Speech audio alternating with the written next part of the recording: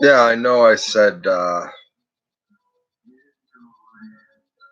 was taking a break from the channel for a while. And so there was no external pressure to meet this full moon.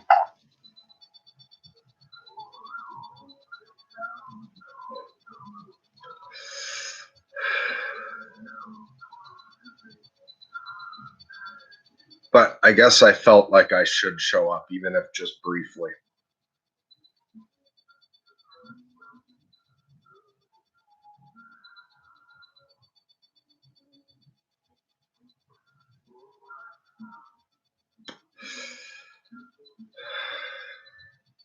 Under my last live stream saying I might have to take a break for a while.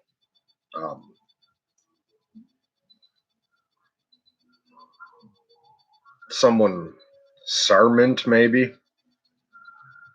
made a comment saying they hope that I don't kill myself because it would be hard on some of the people who've been watching.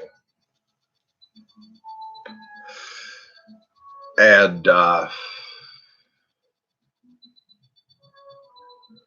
was probably the biggest single thing, because I was going back and forth this evening as to whether or not I'd appear on the moon. I think that's what tipped it, and that was, I guess I wanted to give enough of an update for anybody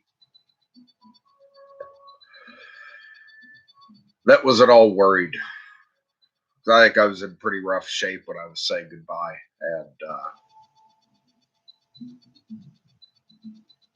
or saying that it might be goodbye, and things got worse from there for a while.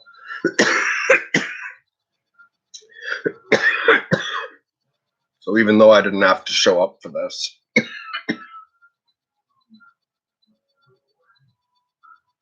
I figured I'd check in at least for a few minutes.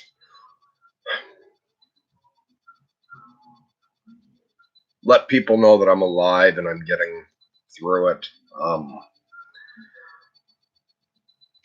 I don't want to talk at all about any life circumstances contributing to stress, but I'll comment sort of on my internal landscape and give a bit of an update, I suppose. I see a few people are commenting. Maybe I'll take a look at them in a minute.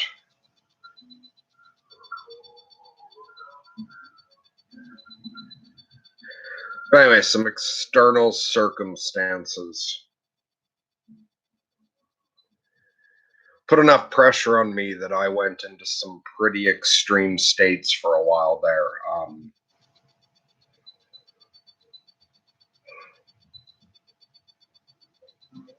I think I went through a sort of bipolar version of a nervous breakdown.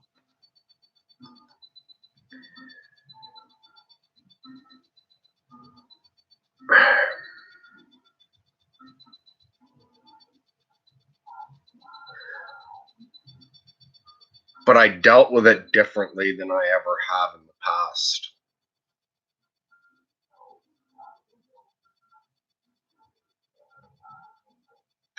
I hit some states of intensity that I have not been able to keep under control before,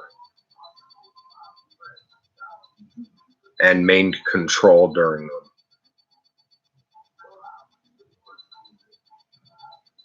Also, like on the internal side,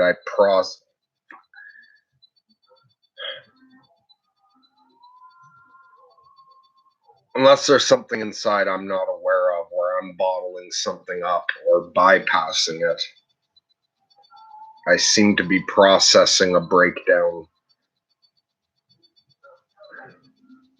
in a way that I never have before. I don't know how long it's been since I took the break from the channel, but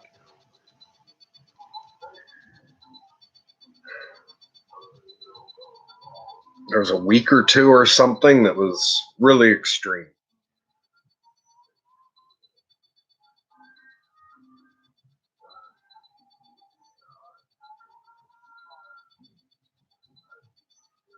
But then over the past week, The internal monsters up at the 8, 9, 10 power level haven't been out for a while. It's been more the mid-level and smaller difficulties recently. And I largely feel like I'm recovering from some battle. I feel just exhausted on every single level. Mentally, emotionally, physically.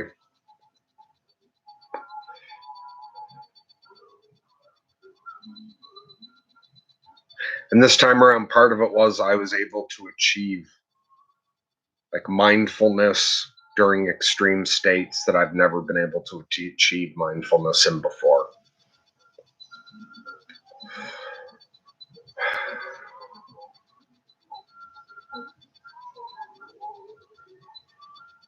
Yeah, even though I don't want to get into what anything is, there's some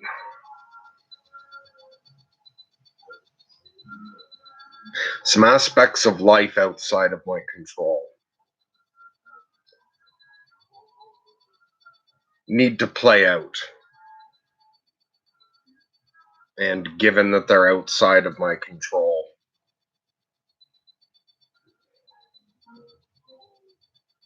I really don't know how they're going to work out.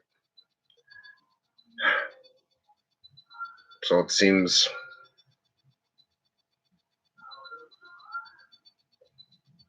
so I don't know how long. I don't know if I'm past the worst of it. Like I'm recovering from the past fucking sort of breakdown.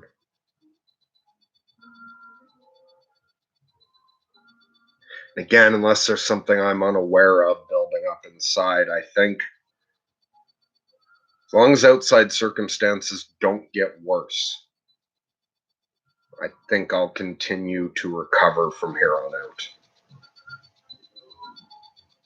But I'm also staying braced for things getting worse.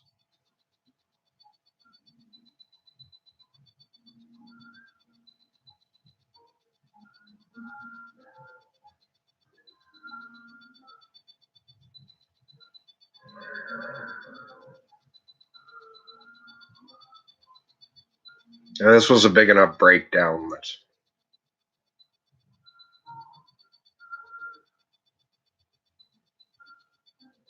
I'm not the same me I was before.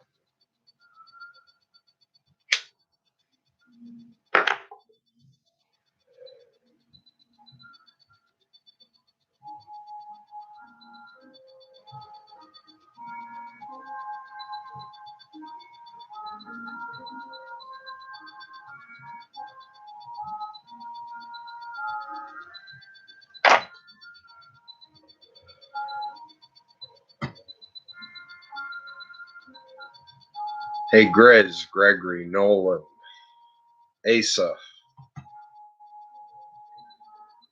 and Offhanded. Nice to see you all here. Nice to see that you're alive as well, Gregory. Hey, Nolan. I was actually going to try to show up. Ryan's rescheduling, I know, with you. He didn't say anything to you because I wasn't sure if I'd be able to or not, but I was going to try to show up to that appointment, even though I knew you weren't expecting. But hopefully, whenever you and Ryan reschedule, I'll be able to be in on the call. No promises, though. I don't know how things are going to go.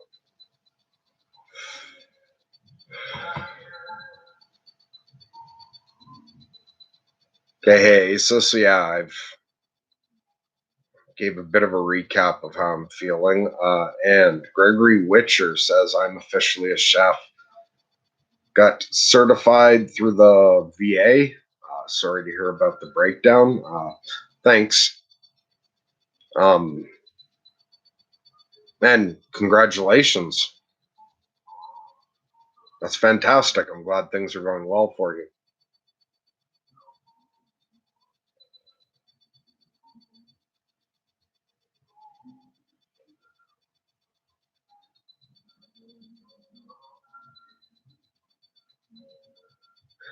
So Grizz says, can you describe what that would have looked like to a fly on the wall? Were you parked and dealing with things in your head, or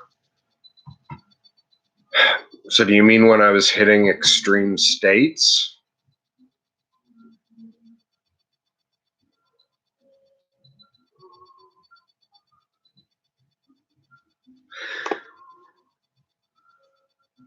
So I was hitting a variety of extreme states, some of them suicidal.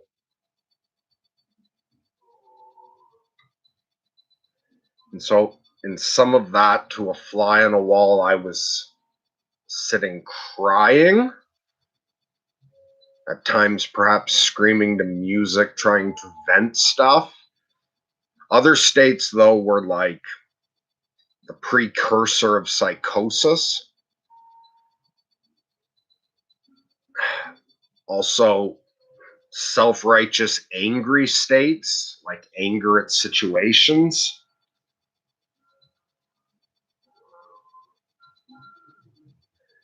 Although for more of this than past breakdowns, like, yes, a large part of me dealing with this would be me sitting frozen.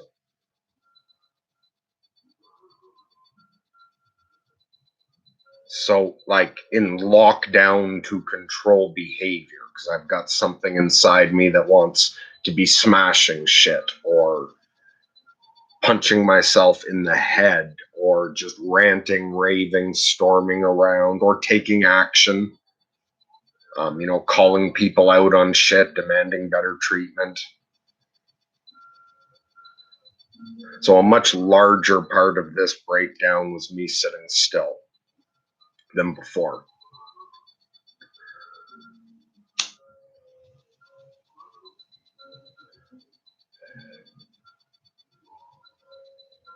And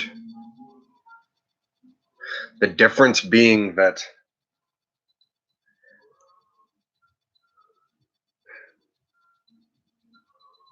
this extreme shit is something you generally want to run away from or go with. Because there's also like the dark side of attaching yourself to psychosis or anger or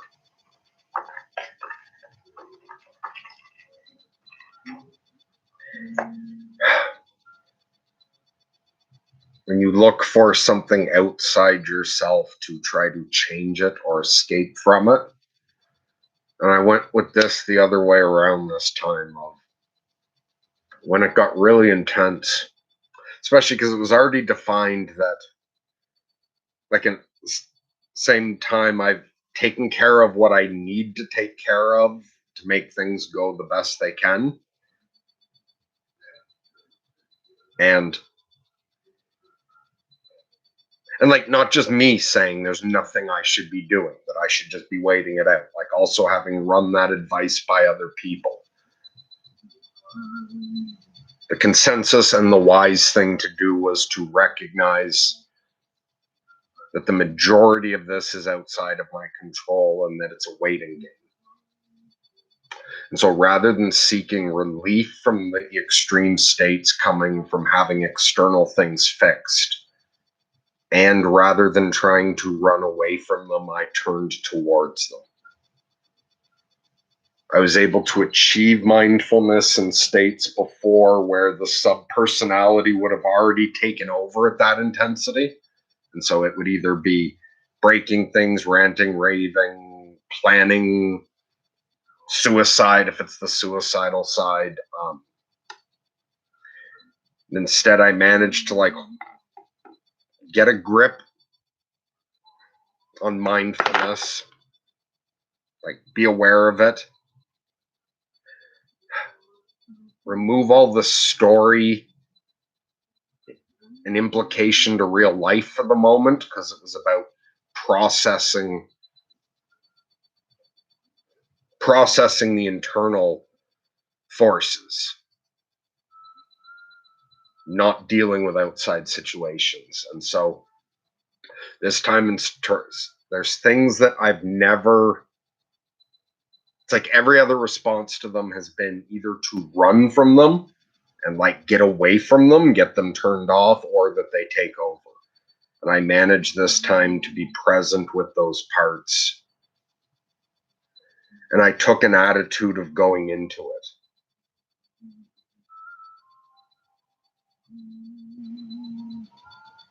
Of inviting the full intensity of the suicidal feelings rather than pushing them away, while fighting it to maintain control of the system. Like, my internal metaphor is often of like a kingdom. And so, like, I have a thought space with a sort of throne. Whichever subpersonality is sitting in the throne, it's like, even though that internal space is all medieval and it's in between sort of a church and a castle, it's almost like it's the control panel for who's in charge of what the body's doing. And I held the line with both the suicidal personality and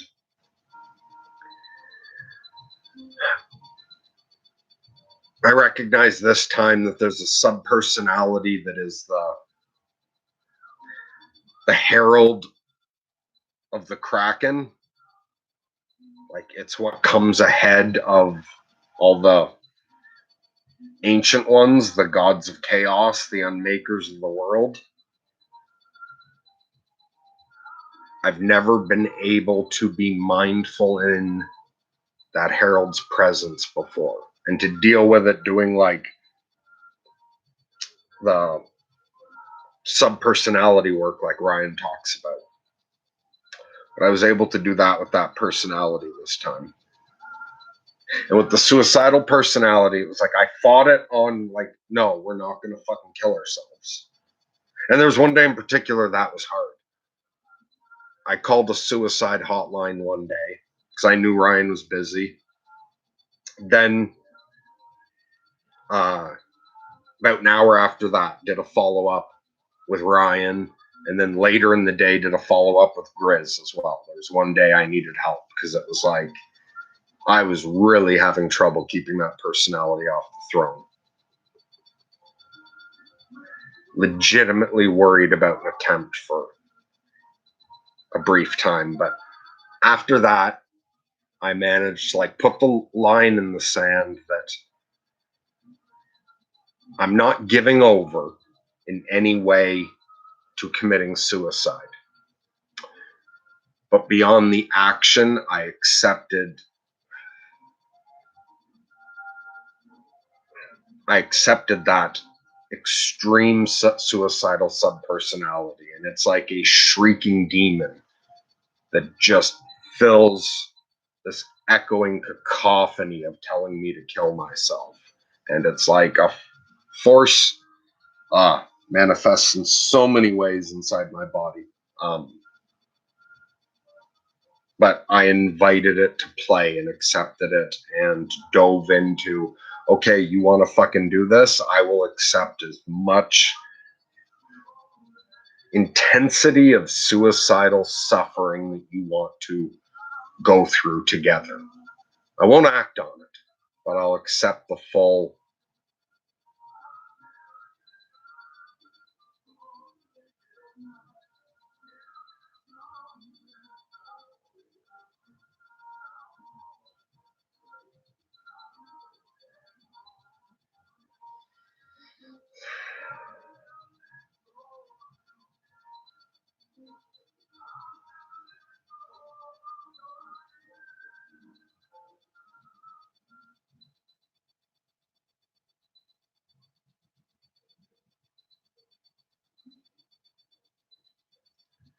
Elder says you have love. Thank you. I appreciate that, Elder.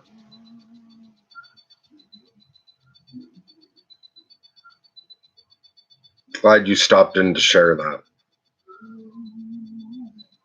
Grizz says, so now you know you can weather storms better, and that's the difference.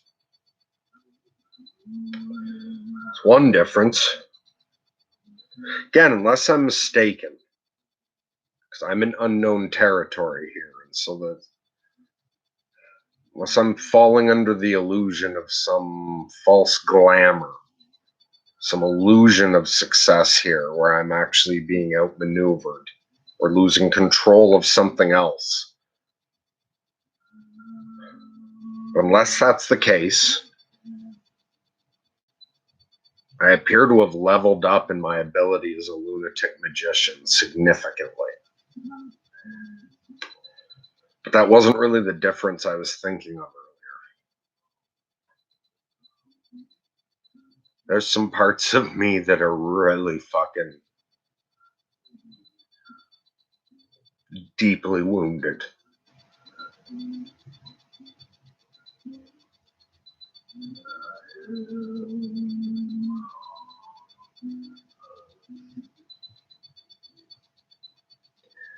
And there's some parts of me that aren't surviving this transition.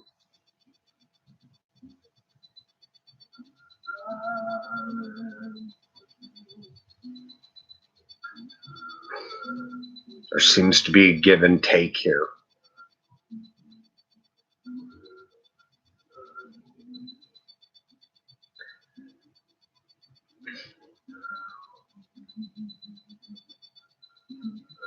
And if I am advancing a level in my ability to deal with extreme bipolar phenomenon, the cost was the death of some parts of me.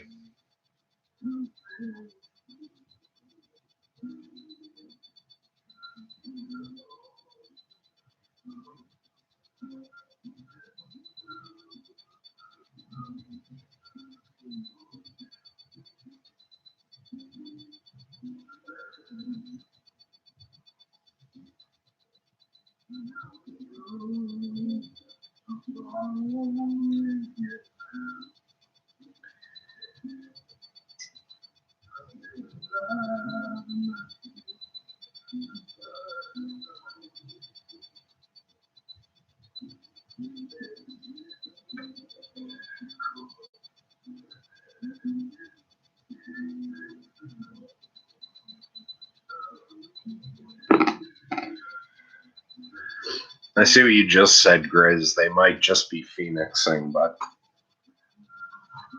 I'll tell you about this privately next time we talk.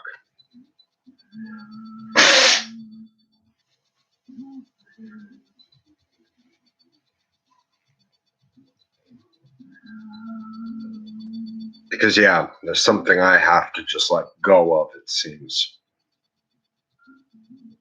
Maybe not. A lot of shit is phoenixing. I'm aware of that. There's a lot of shit inside dying in the phoenix sense. But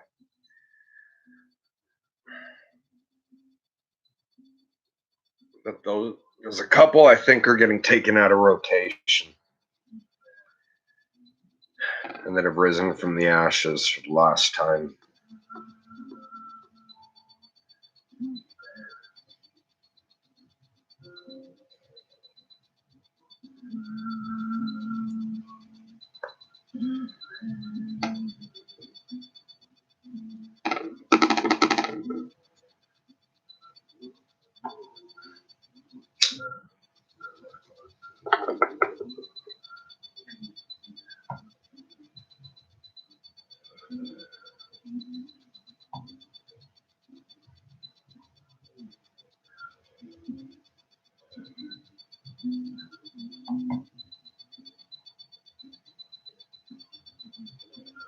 All right, I'm sure I'm not going to respond to anything. I'm not going to worry about that.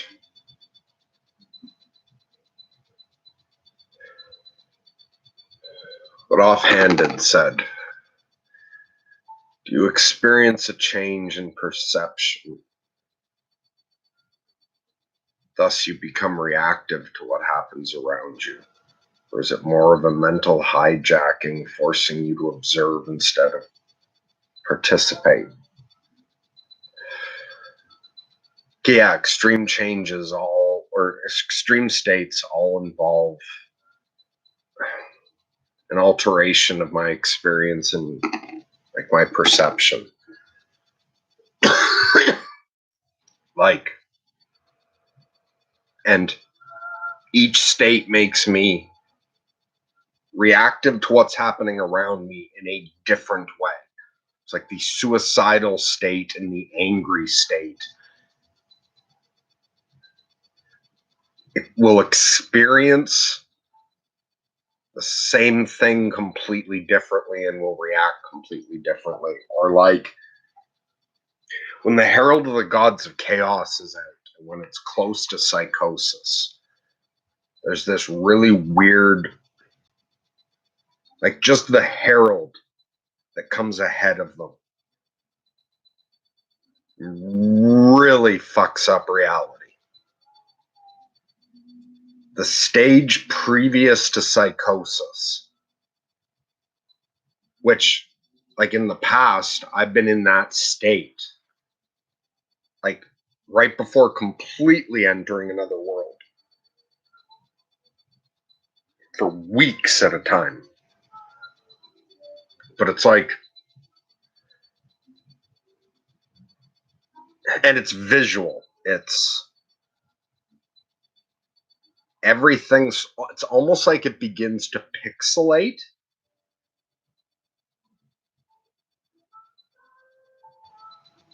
Or like a pointillist painting, except it's that mixed with the way you get moving dots of color when you're dizzy, or the way you see those moving colors when your eyes are closed. It's like a phenomenon in between those two things. It's like if you were to take a pixelized picture or a pointillist painting and then cause those things to ripple and move the way the dots in the corner of our eyes when we're dizzy do. There's that, and everything begins to vibrate. Like everything is vibrating. And the edges of things are kind of blurred into each other.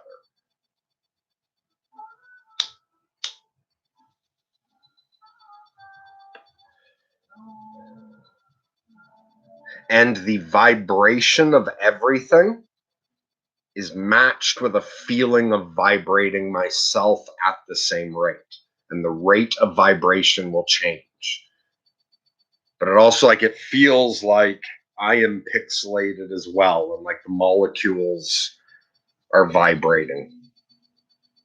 And it feels like you're just on the border between this and another dimension, and that it's the beginning of reality dissolving.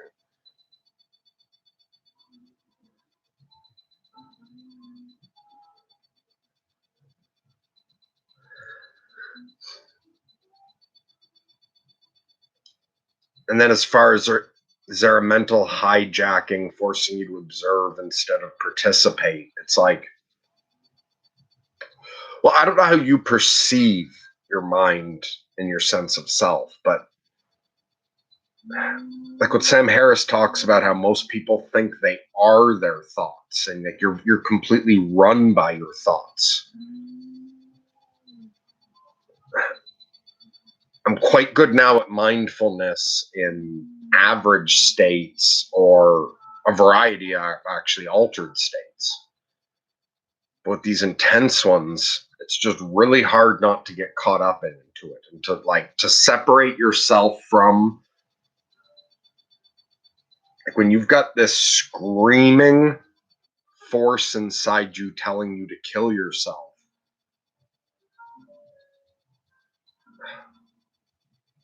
It's hard not to identify with that you believe you are the suicidal urge. Or with anger. It's hard not to get caught up by anger. It's hard not to be possessed by Mars when Mars comes in, where you're not being mindful of your anger. You're not being mindful of your thoughts. You're just screaming everything that comes into your head as it comes into your head. Like, if I'm in a state like that where I'm just shouting every angry thought that's coming to my mind, then my internal, like, the Mars is sitting on that internal throne, is running things. It's, you become the psychotic thoughts. You become one with the anger, and like it's just running. But you also don't feel like an observer. It's not like in a dream where you feel like you're just observing yourself. Like you feel you are the anger. You feel you are making those decisions. You feel like you're in control. Tell someone who's really, really angry that they're out of control. You're like, no, fuck you. I'm not out of fucking control. I know exactly what I'm saying. You identify with it and get caught up in it. It's very, very hard not to do that with extreme suicidal states, with extreme anger, and with the mind altering level of like psychosis. And I did that this time in ways I never have before.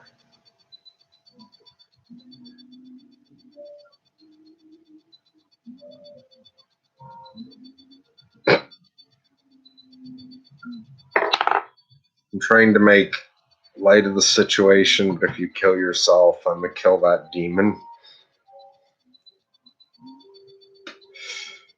I couldn't say what I wanted to say because of text controls. Yeah, don't worry, I'm not gonna kill myself. I've still never made an actual attempt. I've planned it out.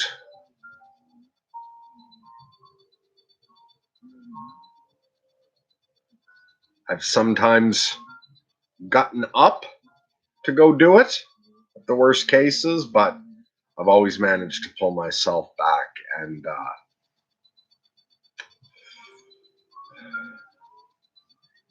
this is where, like, when atheists say,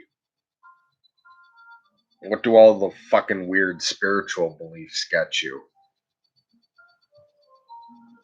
It's my crazy spiritual beliefs and my respect for death.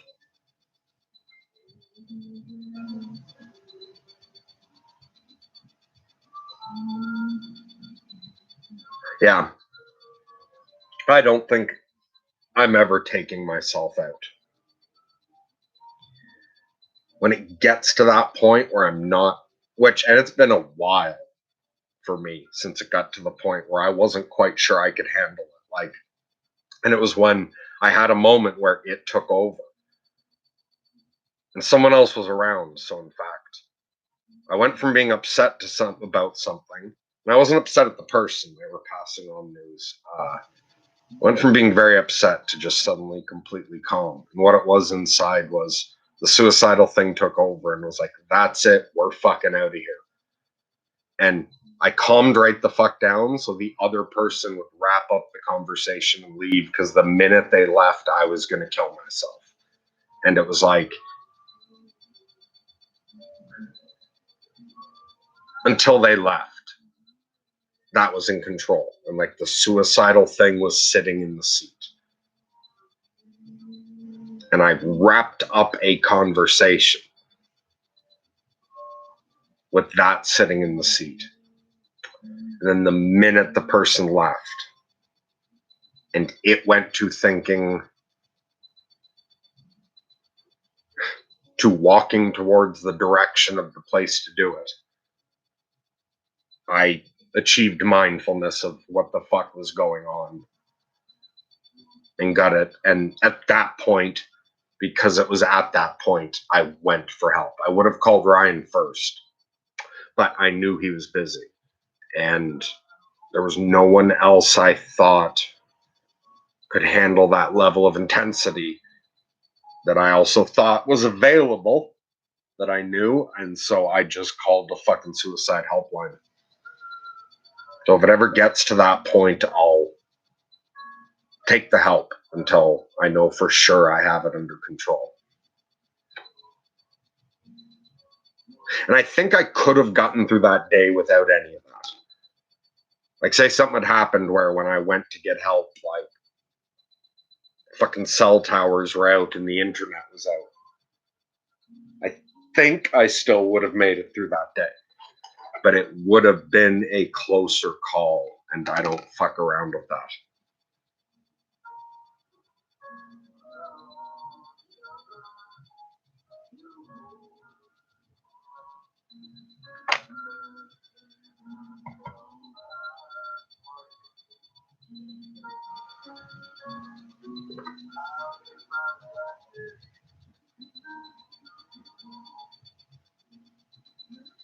Okay, offhand it says, remember the dictum.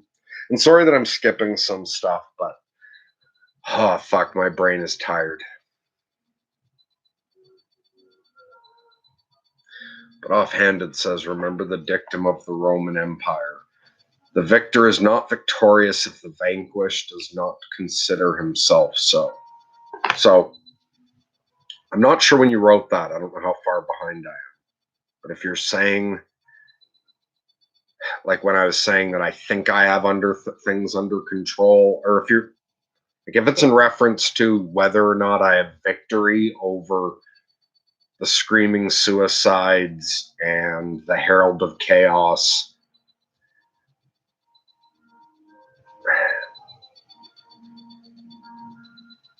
I think I won by not. I dealt with them really differently, where I didn't allow them to reach their end result. But the end result was the only thing I limited, and I invited all the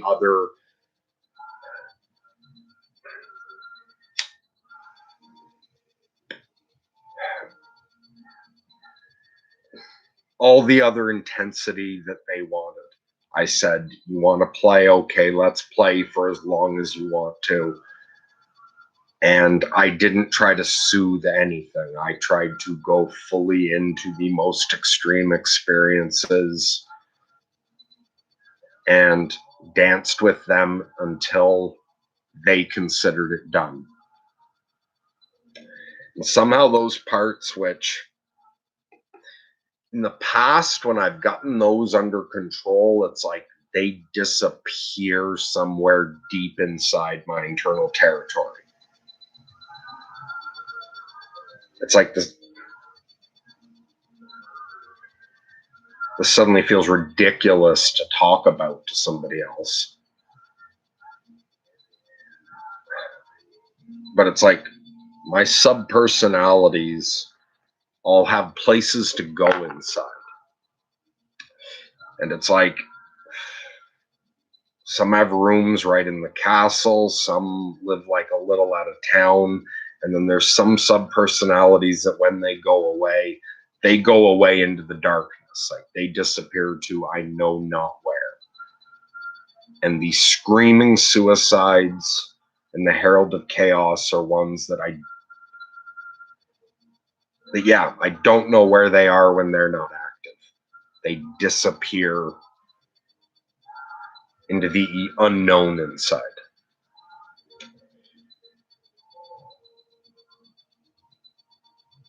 They feel somewhat integrated this time after dealing with them this way.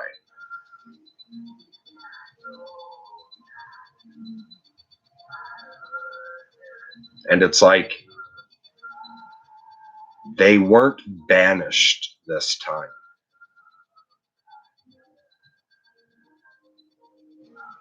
They were invited to play until they were satisfied.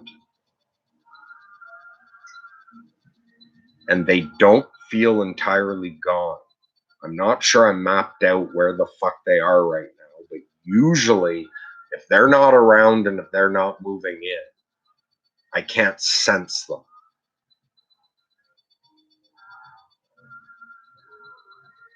And I can sense them right now, but they're not moving in. I don't know exactly where they are.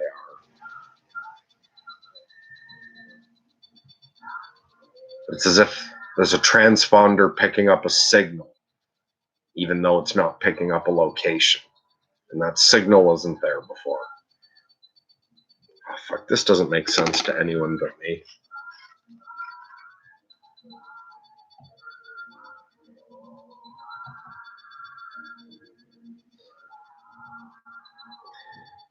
I've already been on 40 minutes, and I really may not be in a state. I want to ramble too long. Grizz, have I said anything I shouldn't have said?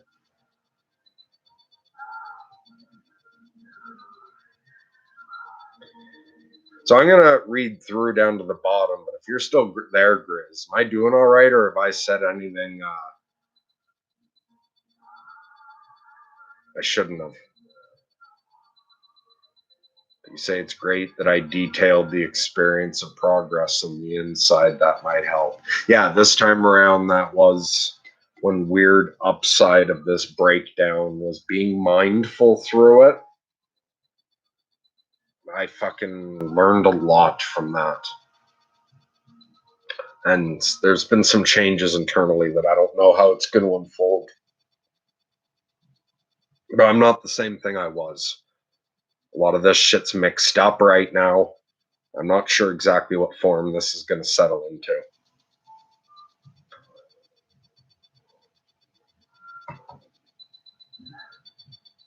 Okay, and Gregory Witcher says, pixelate, really? Wow.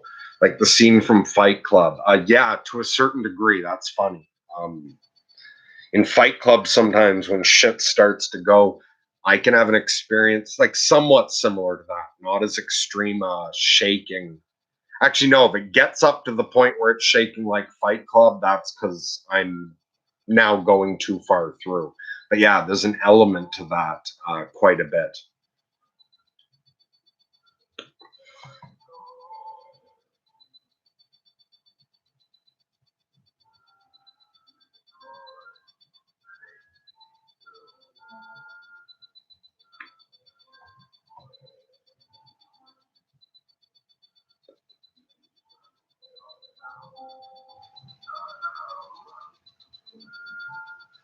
Offhanded says, I cannot imagine. Good luck to you, sir. Elder is quite right. You have love.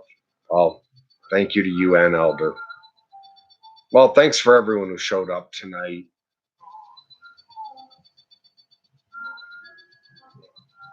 I'm always blessed with a very, very supportive chat.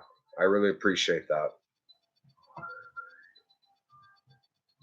And even people who tune in and never comment. Thanks for showing up, and I love you all.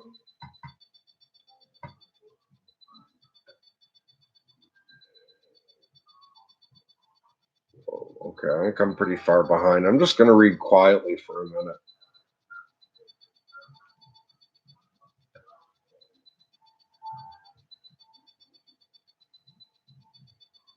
Good night, Nolan. Although you're probably already gone.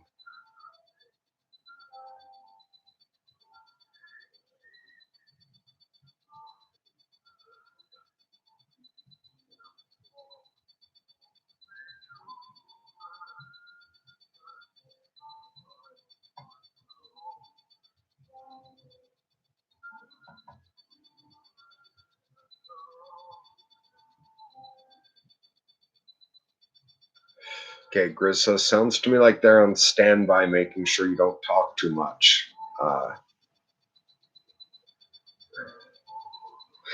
think you're referring to like saying that one suicidal and the Herald, like getting sort of a transponder signal. I didn't mean just now. I mean ever since dealing with them this way. I have that transponder signal. Elder says you can never say anything wrong. Okay, and we want to hear how you feel. Yeah, but what I was asking Grizz was because, yeah, I'm not setting a limit to expressing my emotions or thoughts, but I don't want to be talking personal details in my life and not feeling overly in control at the moment. I was more asking Grizz, like, I just want to make sure I didn't slip up and start. Like, I got kind of upset a couple times. I don't know how much that came through. Just want to make sure I didn't, like, slip up and vent any details of what's going on in my life outside of myself. And yeah, okay, Grizz says nothing you shouldn't have said. Yeah, that's all. It's just because there's that temptation inside me. Because you're a really receptive, caring group of people, and we love to vent when we're upset.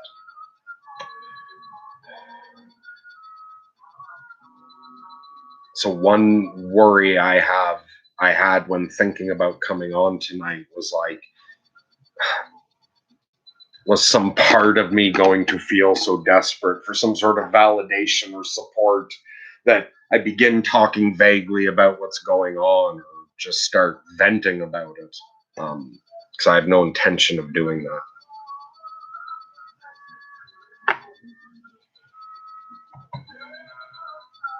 Okay, and Gregory says what I said made sense, at least to him, so cool.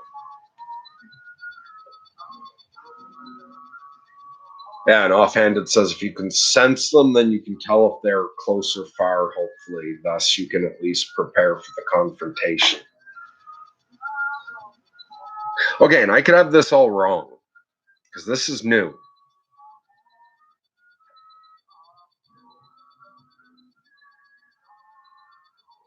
But it feels like the way I dealt with them this time, that it wasn't like in the olden days when it's a battle with that experience, and then when I get the upper hand, that it's like a battle and a defeating it, and that there's a fuck you, don't come back to it. And yeah, here's the weird thing. Dealing with them this time, I played until they were tired. And then I told them to come back as soon as they were ready for more. And I kept doing that, and it kept getting less intense. And then it got to where there are days where I sat down and without feeling their pressure said to them, do you want out? And they didn't.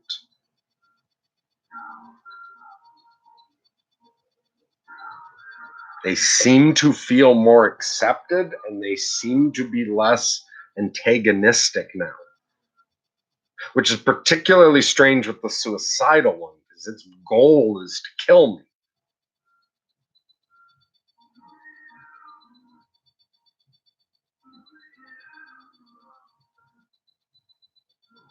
But somehow it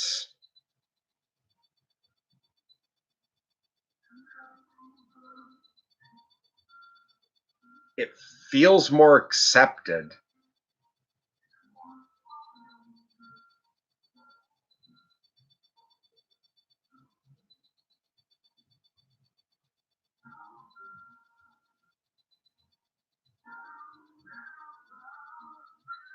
I have no idea how to put into words what I was just thinking.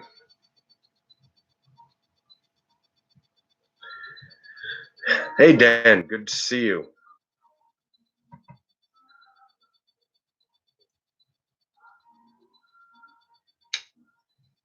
Good night, Grizz.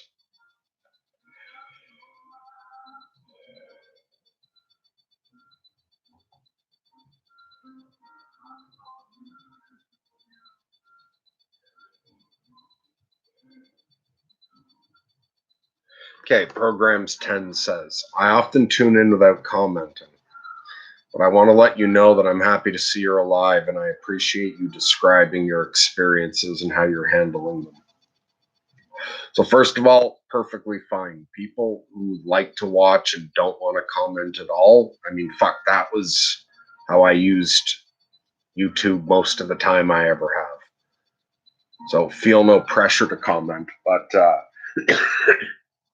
thanks for saying that. And yeah, I suppose part of like accepting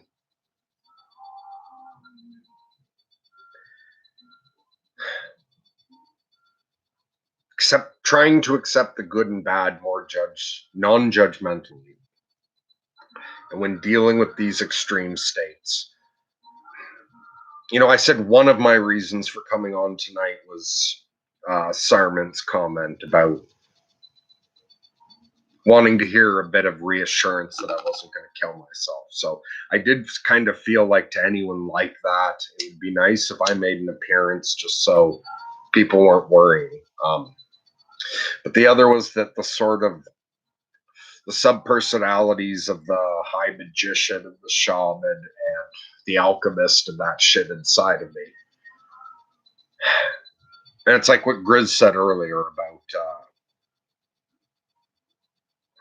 something about how if I'm being mindful, I can map new terrain here. Once I accept the suffering as the pure suffering and dealt with it this way, it freed up a lot of mental activity that in the past would get caught up either in delusions or conspiracies or projecting outwards or problem solving in situations I can't problem solve, or mental fantasies of revenge or mental fantasies of suicide, like all the stories and the actions that can result from feeling these extreme emotions and altered mental states. I managed to calm all that down and clear it out. And then sort of the alchemist inside of me was like, all right, look, if we're dealing with all of this shit and we're handling it mindfully, maybe one thing we can do to have something good come from this suffering is to share this with people once. Like, this was something I was thinking during the time period that I was fully quit in my mind, even when I was certain I wouldn't be coming on tonight. I was trying to be both mindful and to process it in a way that I might be able to share it with others in the future if I came back to the channel. So some of my inner mystical and helper type subpersonalities thought, like, fuck, if you're gonna go through this anyway, why not talk about it and see if you can convert this shitty energy into relief for others that might be going through the same thing.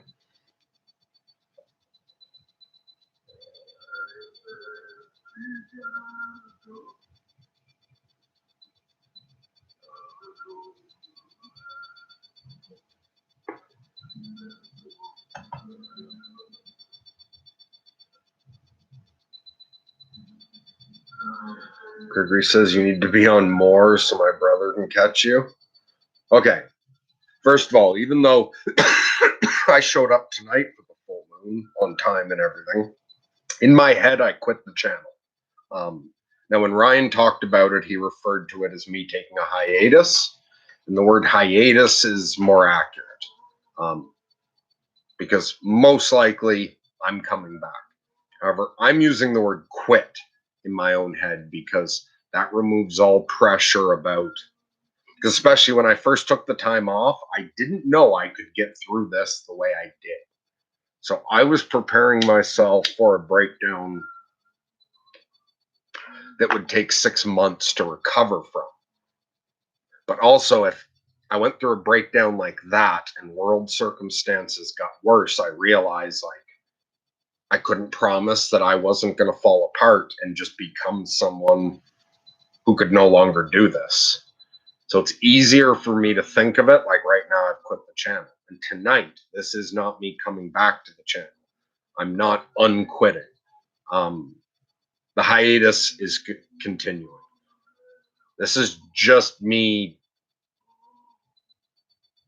like, coming in and turning on the equipment without having a job here in my mind.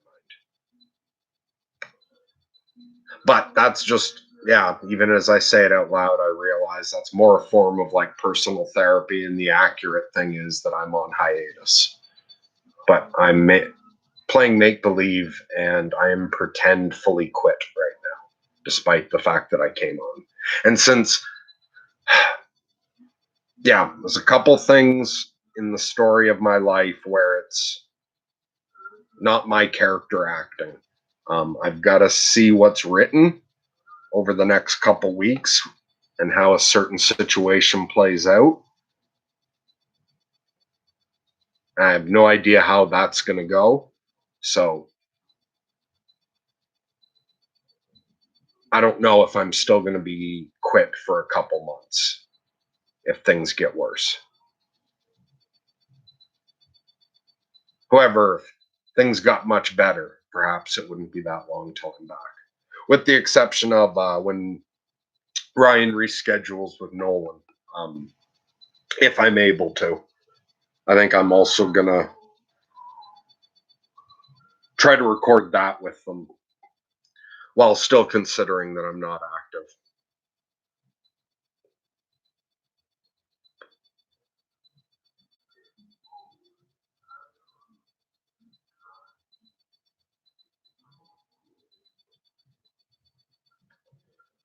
Oh, I said all that because, wait, was that in response to Gregory saying you need to be on more so my brother can catch you? I think that's why I said all that.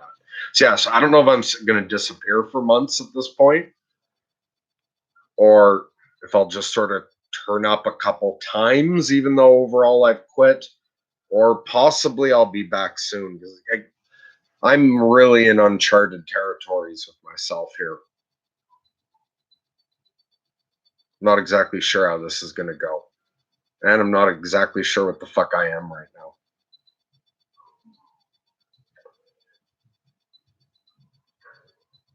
Okay, offhand it says confrontation need not be a battle, but only an interaction and an acknowledgement of their presence.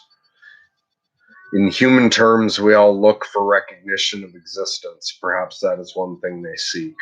Yes, and it seems that they also want me to experience what they're experiencing with them.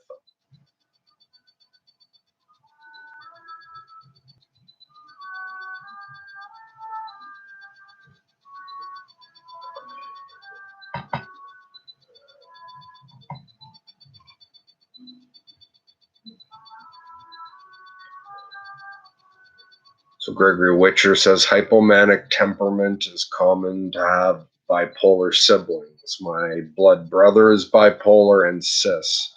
Uh, yeah, there's definitely a genetic component to this. Lunacy runs through my dad's side of the family, it seems.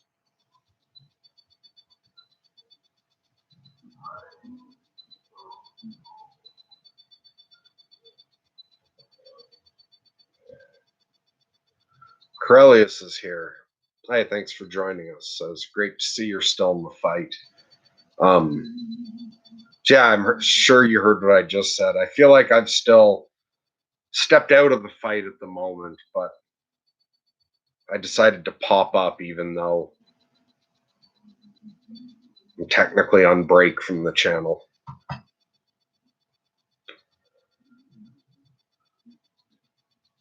Okay, good point, offhanded.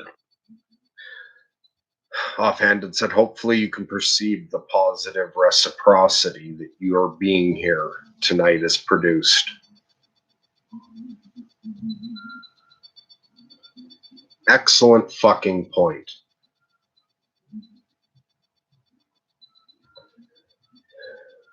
But yeah, it makes me notice something really beautiful because the anonymity of our online interaction, when you look at a lot of comment sections and live chats, and the number of people that are using like the clickbait aspect of like anger porn, talking about things that make people upset, so they'll share and comment. So much of that brings out like the worst in people.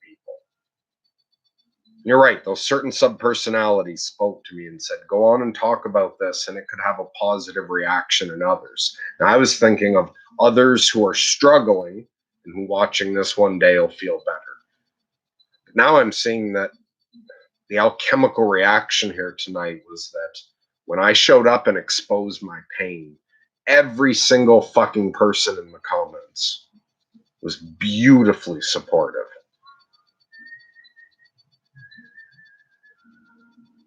And that's like just a really wonderful thing to draw out of people.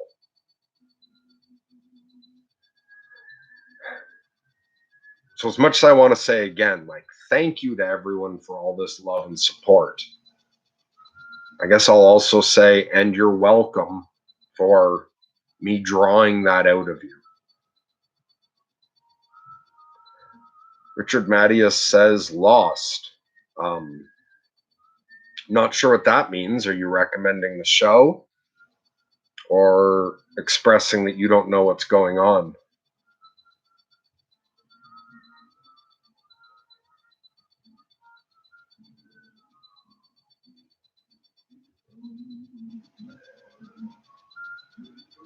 Corellius says, battle of life, friend. We all have our own. Yes. And Offhanded says, my name is Greg. You have had a profound effect on my perception about my own perceptions. Thank you, sir.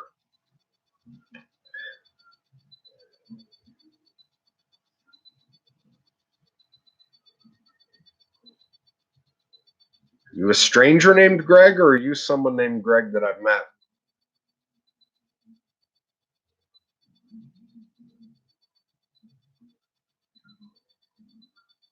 I'm just curious if that's somebody I actually know revealing that they're in the chat anonymously.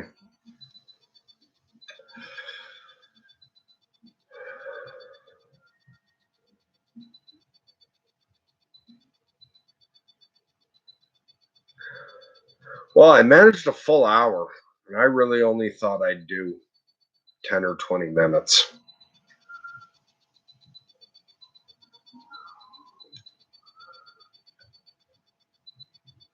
And Offhanded is a stranger from the brisk shores of Lake Erie.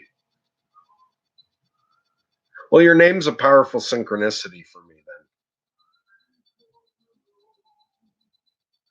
For a moment, you saying that was your name was quite odd when I thought of who it could have been.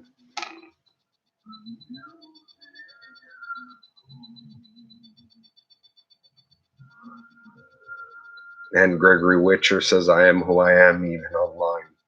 Yeah, I am as well.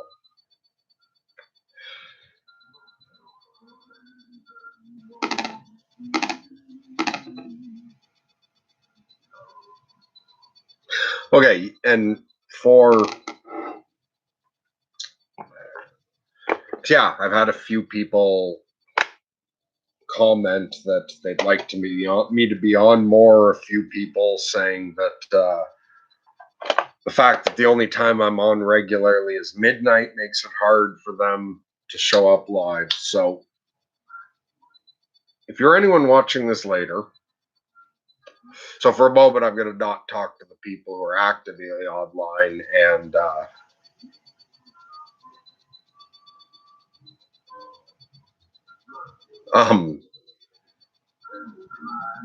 what the fuck was I saying? Oh, right. So I'll talk to, if there's anyone watching this later who's gotten this far and thinks like, fuck, Mercury's never online or on live when I'm around, leave a comment underneath. And if you leave a comment saying, I want this answered the next live stream, so if it starts with that, the next time I do a live stream, I will respond to the comments. So anything in the comments under this video when it's up. And I have no idea when the next live stream will be, if it's the next full moon, if it's sooner or much later. But yeah, anyone who has comments or questions, if you have something you want to say like to me and the entire audience, or if you have a question you want dealt with the next time I do a Lunatic live, whenever it is, just put in the comments underneath the video and I'll do that.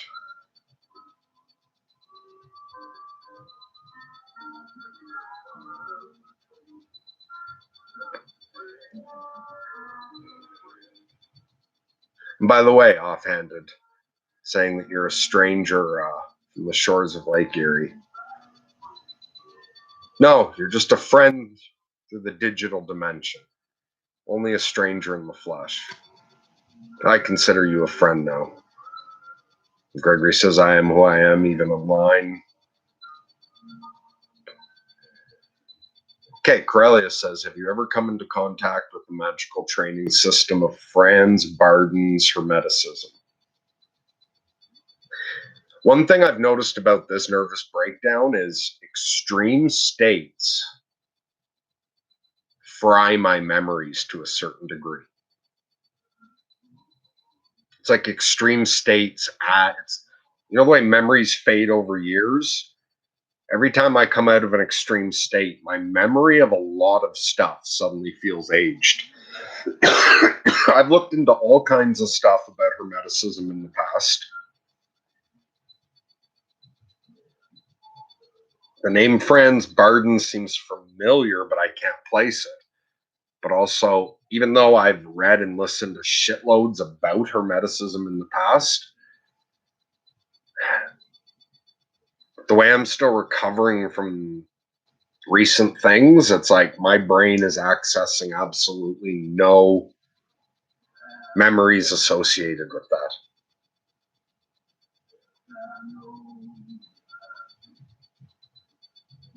And offhand, it says, in many ways, I'm too timid to avoid anonymity. Well, there's nothing wrong with that. Good thing you live in an age when you've got this outlet.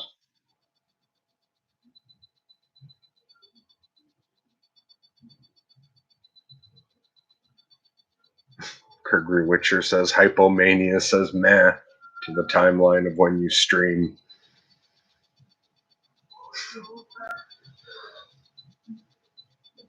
And Corellius says, Franz Barden is the top grade.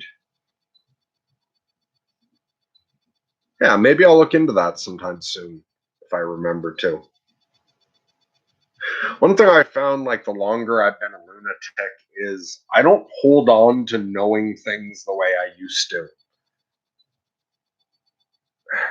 I let my mind be a bit more chaotic, and I don't worry so much about what I forget or remember anymore. I kind of trust I'll remember what I need to when I need to. And I've also become very aware of that, like, we can only hold so many thoughts in our head at any one time. I have looked into so many different modes of thought. You really can't use them all at once. It's like tools. You only have two hands. It's hard to use even a screwdriver and a hammer at the same time. But you can't use a screwdriver, a hammer, a saw.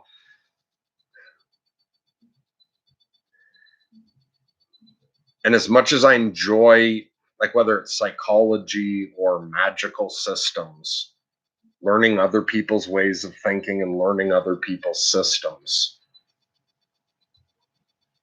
the reason I call myself a lunatic magician is because with all of this, I am really doing it from the crazy side. I'm doing it the way older shamans did it, where you were sent on your own quest to learn your own shit from the spirit guides, and where it wasn't about memorizing all kinds of stuff other people have learned. I'm very much following an internal guide. And also, I find I often come across information not when I need it, but after I need it. I often develop a new outlook or way of thinking from needing it and doing it through internal, like thinking it through myself and discussing it with my imaginary friends in altered states. And often, once I've worked an idea out, I will then, through synchronicity, just come across it somewhere. I did find that recently. There's a lot of times where, because yeah, since I last said I might have to say goodbye for a while, basically all of my time has been self-care, other than a couple times dealing with a few things. But there were a bunch of times where when I worked out a different way of dealing with something, when I was doing a lot of time, like sitting with some really negative states, I found after doing so, the next time I went on YouTube, I would encounter something that described just that. A bunch of times it was stuff by Teal Swan, which I don't really know her overall thing. I've watched her little bits here and there, but lately I found there were a bunch of times where I spent an afternoon doing some kind of self work, and then just the YouTube algorithm, and I would click on something. Like one labeled, she had a video called On Having Bad Days. And I clicked on that, and it was like it just described exactly what I had spent the last 6 hours doing. I don't know why I started talking about all that.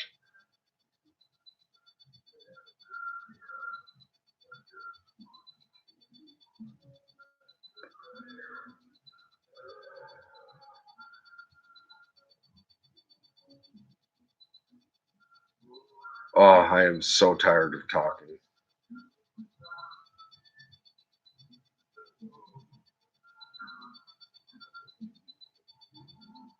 So Crellius says you won't find a more universal system of abstracts and practical wisdom. Well, right, yeah, about Franz Barden. Yeah, I'm curious to look into that and see if either remember it if I already have or look into it.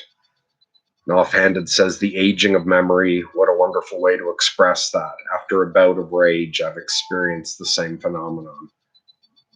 Um, yeah, that happens. I find also extreme suicidal states seem to age all your memories, and psychosis really does. And so, if there's something you need to keep straight, think about it on a regular basis. If it's like, okay, I'm going through this fucked up shit, but I still have to finish dealing with this situation, or better yet, something I don't do. I go through it in my fucking head. Um, so I have an aversion to writing things down at the moment. But a better thing to do would be if you've got important shit that you can't lose track of and you find you're going into one of these states, just write the shit down, because you'd be surprised how much some of this can burn through a feeling of years passing with some of your memories.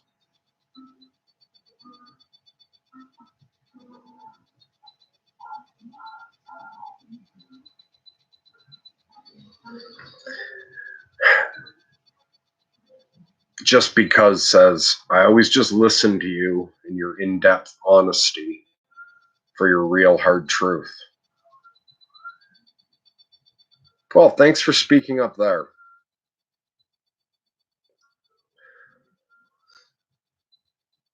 Recently, with all the fucking depressive, automatic negative thoughts I've been having to deal with a lot of negative thoughts about why I do the channel. That's part of the reason I quit, was to shut those up for a while.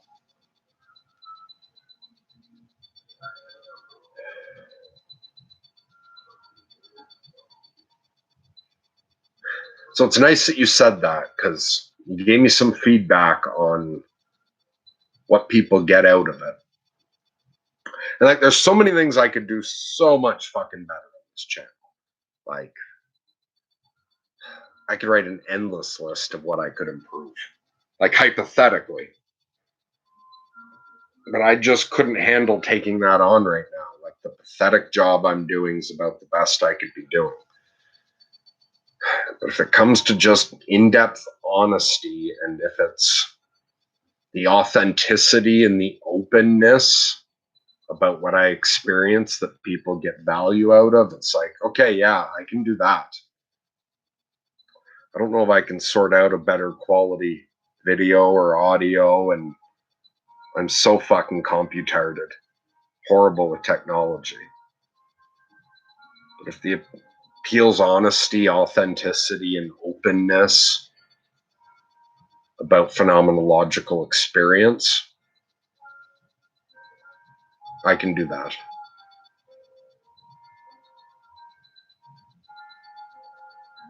So Dak says, is this the same guy as that bald guy? Depends which bald guy you mean, because I shaved my head in the summer. Oh no, I had a mohawk all last summer. So no, this isn't Andrew. Andrew gave over the channel to me and Ryan Holsapple. I'm Mercury Black. And actually, while I had quit, during the period since I last quit, the channel passed a 1 year anniversary. Me and Ryan passed the 1 year anniversary of doing this, and he's been so busy, and I was so busy having a breakdown And anytime we talk to each other, it's him helping me through my shit or filling me in on what's going with him, that neither me or him noticed we passed the anniversary. So anyway, me and Ryan Holsapple have been running the channel for just over a fucking year now. But Andrew, while he got a lot of great shit out of doing the channel, he felt like he'd put way too much of himself out online. He wasn't so happy about that. But also, so yeah, if you were following Andrew, like he wanted. Anyway, Andrew achieved a lot of what he'd set out to achieve. And he just felt ready to move out and live life without doing it online anymore. And he didn't want to just turn the channel off. He felt some sense of like wanting still to give something to the community he built up. So he asked me and Ryan to take over the channel. Since then, we've maintained the theme to a certain degree of sorting ourselves out. So Ryan's working on his master's right now, and he's working towards a PhD. Also, Ryan's done the self-authoring program. He's got a video up about that, like self-authoring 6 months later. So that's Ryan's way of sorting himself out, and he does a lot of already doing parts work on Gestalt therapy with people. He's got a few other credentials that just me feeling mixed up at the moment, I'm not going to get right. But he's already working sort of as a therapist. He's going for a PhD in Jungian psychology. As far as myself sorting myself out, I'm bipolar, type 1 with like psychotic features, and I'm a really high level bipolar. So I also am sorting myself out. I also am very interested in Peterson's work. However, me sorting myself out is looks very different than what it does for most people. I bought the self-authoring program, but I'm one of those people that just got it and never did it. But to be severely fucking crazy, you pretty much have to continuously be working on sorting yourself out your whole life. Although also, if you're a spiritual seeker, you pretty much have to spend your whole life sorting yourself out. So we are carrying, part of what I do is share the experience for me being bipolar. And other than that, you can go check out. We've put up quite a lot of videos over the past year. I think I'm over 30 just with Lunatic Live now. But yeah, you can take a look at the kind of stuff we've been putting out. Hopefully you like some of it. And yeah, if you don't like my shit, you might still enjoy Ryan's. We're very, very different people. There's sort of a yin-yang type thing me and him have going.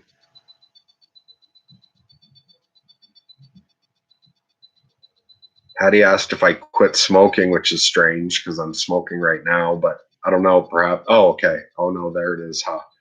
So, yeah, I usually smoke so steadily that you probably saw me for 5 minutes without a smoke and wondered. And Gregory's responding to 1 year. Yeah, we passed a year and didn't mark the occasion.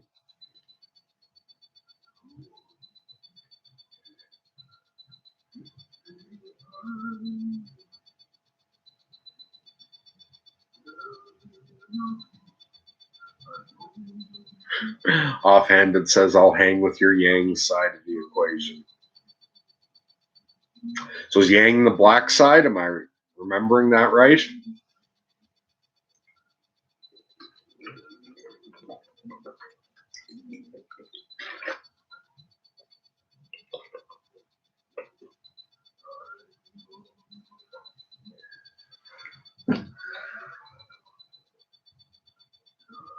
Yeah, and don't forget the dot of yin.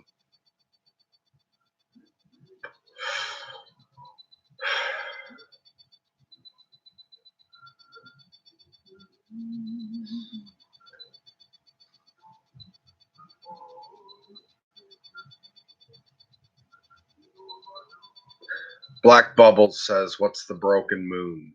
Um, Me, this full moon. One of the things I do on the channel is usually there's a lunatic live. Well, there's a lunatic live every full moon at midnight. So I often title it something relative to the moon. But this full moon I've called the broken moon because I just went through a pretty major psychological breakdown, a very extreme bout of bipolar insanity. And I'm still feeling broken from it. I'm still not put back together. And I'm still technically on hiatus from the channel. I wasn't. Like, I'd put up something saying that I may not do this full moon.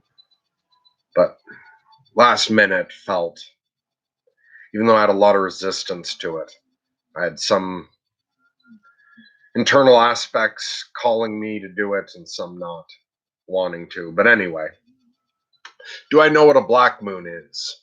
No, I don't, and I'm interested because black is my real last name. And black family means a lot to me.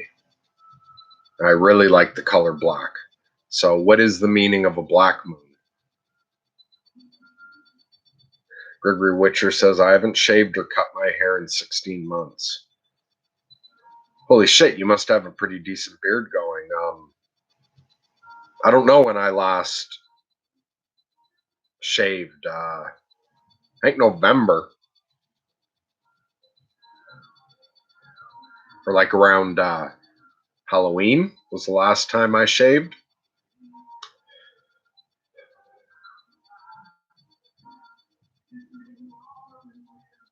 But this is just my winter coat. I'm going to shear myself like a sheep once it gets a little bit warmer.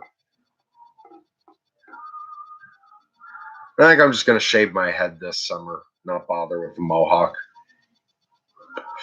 I'm just waiting for the right time. I always make a sort of magic ritual of when I shear my winter coat. Hey, Dick, good to see you here too.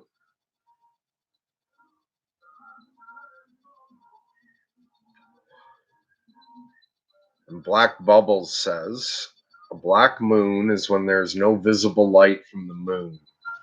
It's the 180, the opposite of a full moon.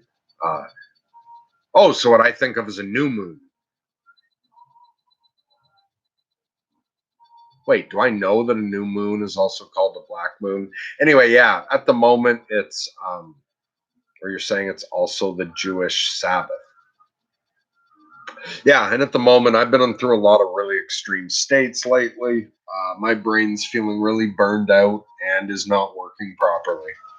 So some things that I should easily be able to bring to mind aren't coming to mind at the moment.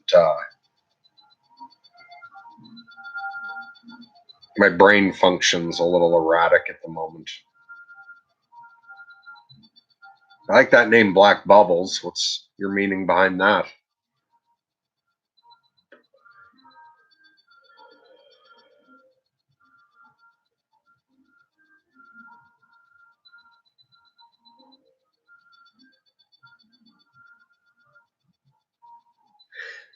Anyone else have anything they want to say? I could wrap this up now, or I could read a few more comments. Especially if you wrote something already that I didn't respond to, write it again.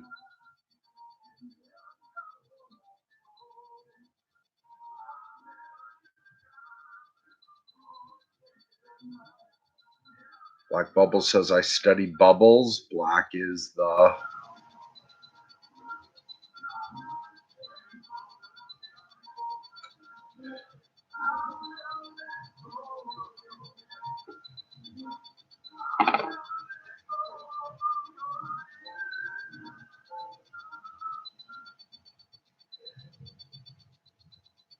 Hi, Patty. Patty J12 says, it's okay to feel broken.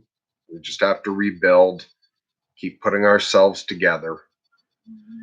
Your lows are relatable, only most of us won't admit to them ourselves, let alone put them on a live feed. Yeah, I agree with that. It's okay to feel broken. It's okay to be broken. It's okay to not be okay. It's okay to feel absolutely anything we feel. That doesn't mean we can just act on anything we feel.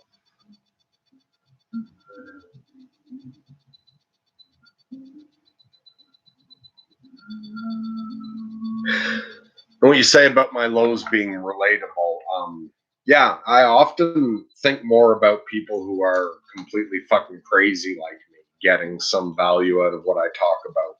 But I also realize that just about everything about most mental illnesses are things everyone goes through. They're just turned way the fuck up to a ridiculous degree. So I realize that even people with just mild depression might be able to get a lot out of me talking about extreme suicidal states. And that even people who've never had clinical depression might get something out of it, because we all have like legitimate grief and sadness in our lives.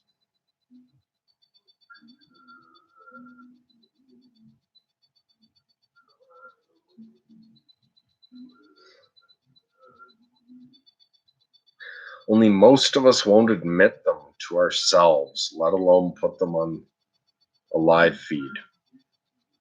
Yeah, and that's really, you can't admit them to yourself, then you can't deal with it. And if you can't admit it to other people, then you don't feel like you're showing your real self to people. And so you're going to feel alone and alienated, and you're not going to be able to have the kinds of conversations you need to have to learn how to deal with some of these difficult aspects of being human.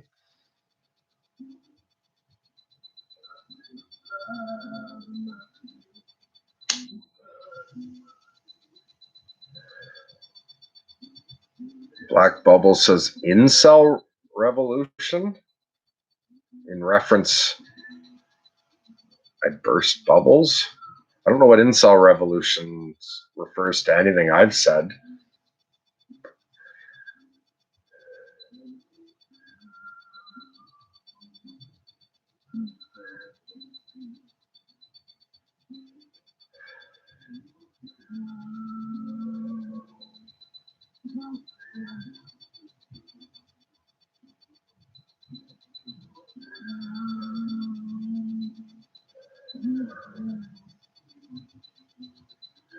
So Gregory says, Merc, what are your thoughts on MJ in the sorting process? I don't know what you mean by MJ there. And Black Bubbles, I don't think I've ever... Yeah, I don't think I know the Tool song about suicide. Excellent band, not surprisingly, for songs about suicide is Suicidal Tendencies.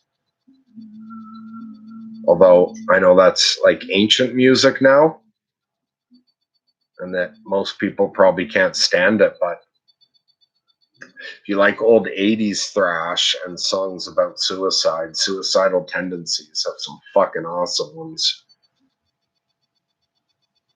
I filled in for a while playing bass with a local band in Ottawa called the Botch Suicides. Played with them for about a year.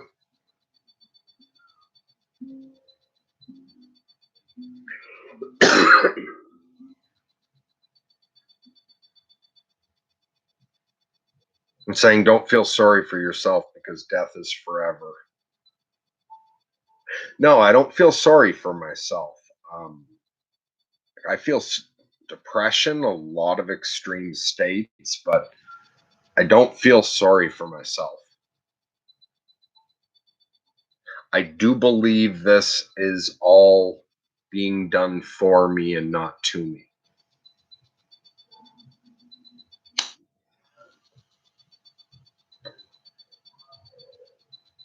Paul Vanderklay's last sermon's a good one, talking about serpents and Christ.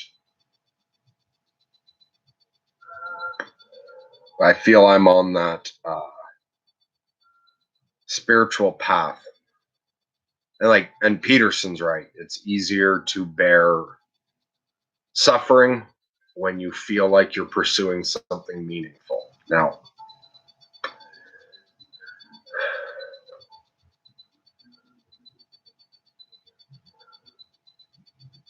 being full-blown bipolar is difficult enough that I have to have a layer of metaphysical meaning applied to it. And so I think this is all a process with a purpose.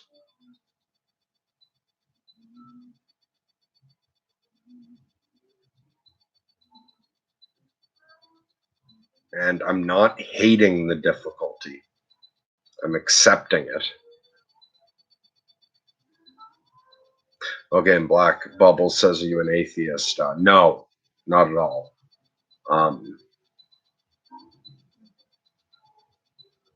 I have an atheist subpersonality.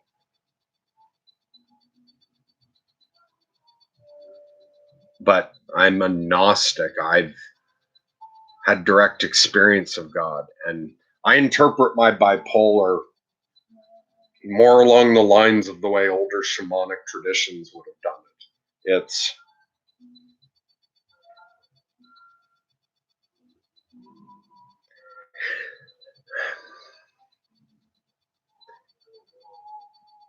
a brain designed for mystical function.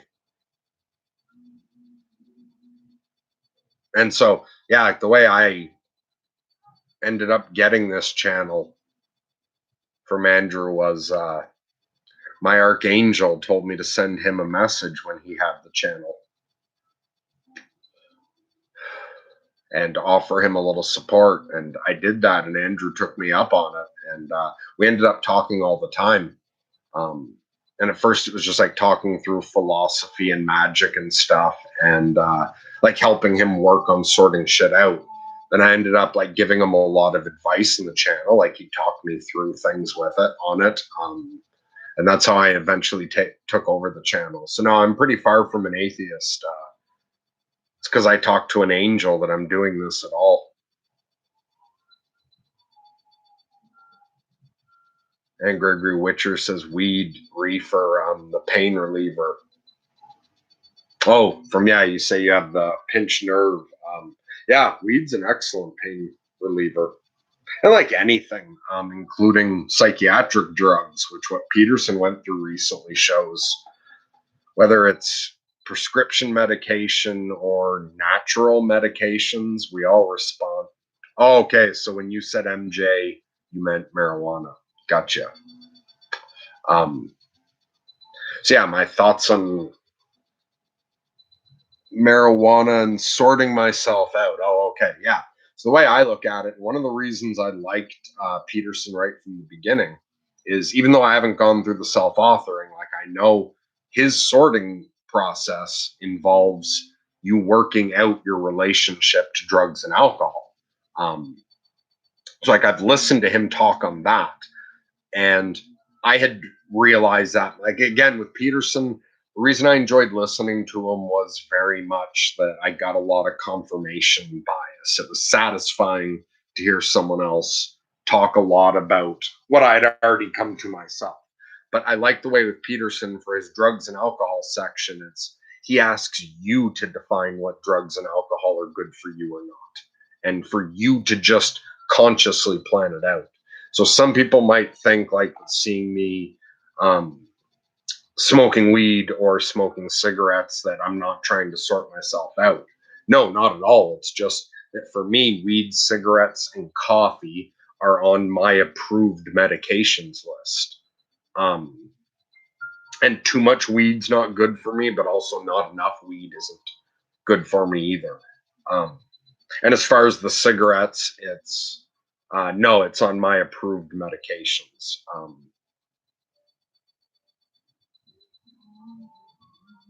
I find it the benefits outweigh the health costs, especially compared to something like taking lithium.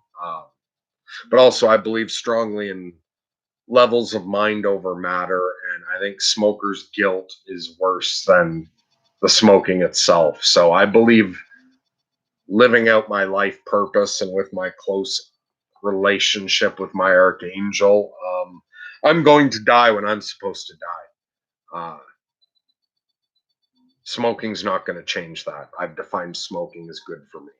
And weed, I've defined it. And I've quit weed for a couple times for a year and a half, 2 years. Since I've been bipolar, like I've experimented with it's not good for me. And no, I do better smoking weed on a regular basis. But as long as it's not over a certain amount, which is, true with everything. Also with coffee, I drink coffee every day. I allow my consumption to go up and down, but there's definitely an upper limit.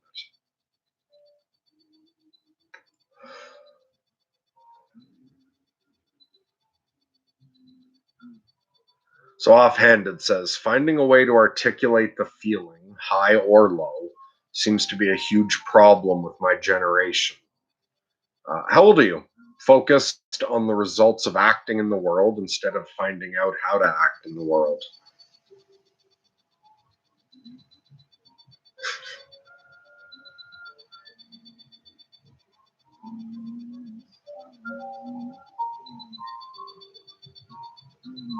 Yeah, like I think you said that perfectly. I can't think how to respond.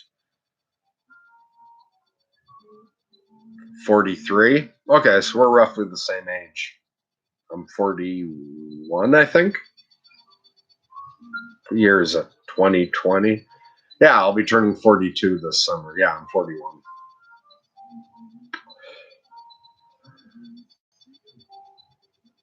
And Gregory Witcher says, I do not take it regularly, but I can't help, but it doesn't seem to do anything but help the way I use it. Okay, and for me, and again, everyone's different, especially I guess for you, it's about pain relief. Um, and if your pain comes and goes, obviously your need to use it would come and go. But for me, I find no, like I'm best if I smoke on a regular basis. And like the same as with a lot of actually mood stabilizers. It's like they have to build up in the system to really work. Um, and it's about having that steady background level, like base minimum in your system. It's weed seems to be like that with me. It's if I were to take a week off smoking, even once I started smoking again, although there's a kind of immediate relief of actively getting high, but there's a steady relief underneath when I smoke on a regular basis that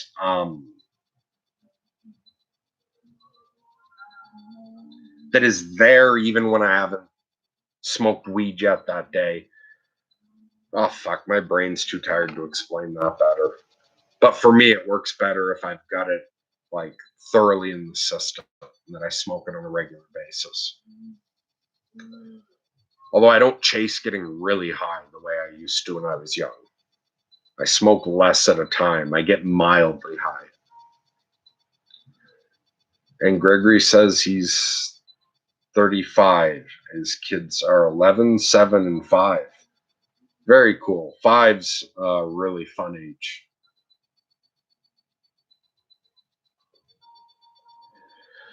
And offhanded says, what I meant was that you are articulating through your experience how to act in the world of both objective and subjective reality. It's both fascinating and comforting. Wow, thank you. I love that reaction. Because I do genuinely care about what I do affects people. Like, and that's the whole reason I'm doing this is if I can in some way help people. And I see this whole thing as a fucking magic act. The internet's fucking magic. We're just arrogant and we've decided to call it science. And language itself is magic. If I can make you feel a sense of fascination and make you feel comforted, like that's something I'd like to put out into the world.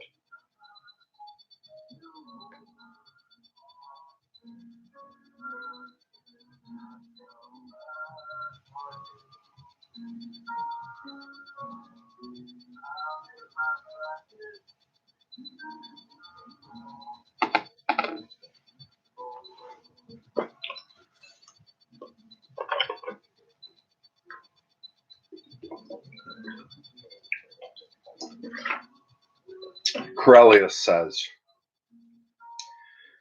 I exist in a world where many have reached the pitfalls of faith, conviction, and the masculine personality dimension by choosing to believe in nothing. There is a sense of meaningless in this generation. Okay, wait, so what age are you, Corellius? What generation do you mean?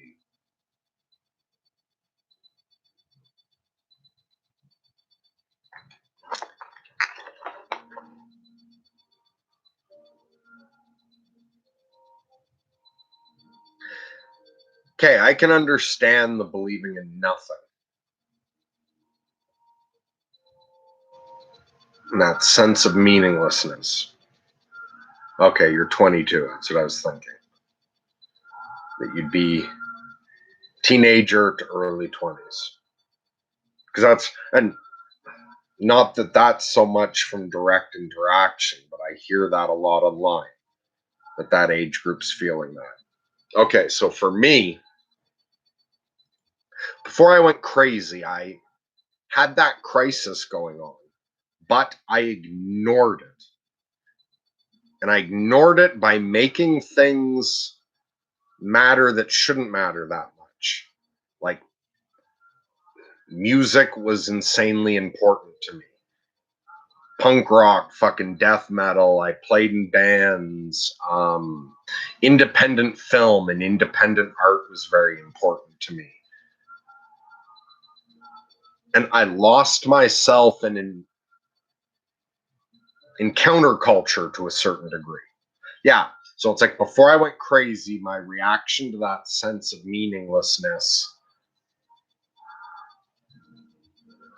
I projected the meaning into subcultures. But then once I went crazy, direct confrontation with other dimensions, angels, and awareness of God has put a sense of meaning in me that applies to everything. I have a sense that there is one grand symphony being played, and that even that sense of meaninglessness that many in your generation are experiencing is in fact a part of the symphony.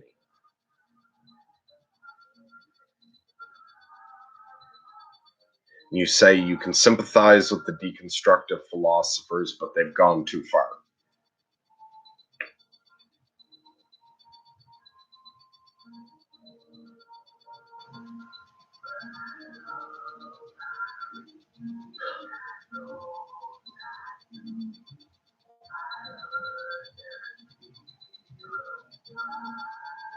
There are aspects to this reality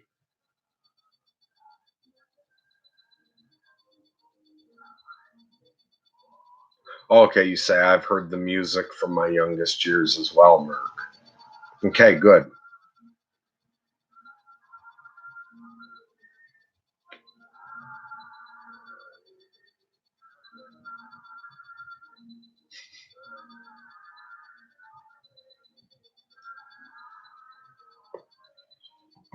Wait, what did I miss here? Offhand, it said my son is approaching 2 months old. Congratulations. Eat, sleep, poop, repeat. But you forgot. That's beautiful.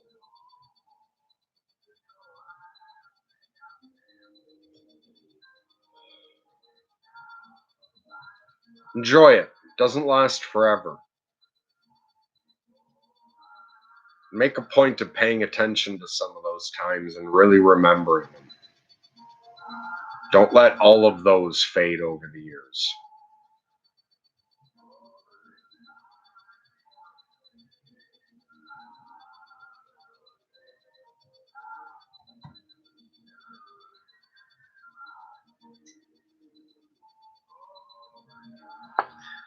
Offhanded says, you sought after the unusual. In retrospect, could that have been a way to normalize your own uniqueness?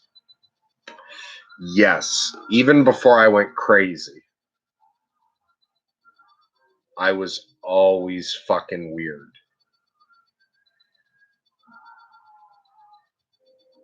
This world didn't make sense to me, and I felt somewhat alien here.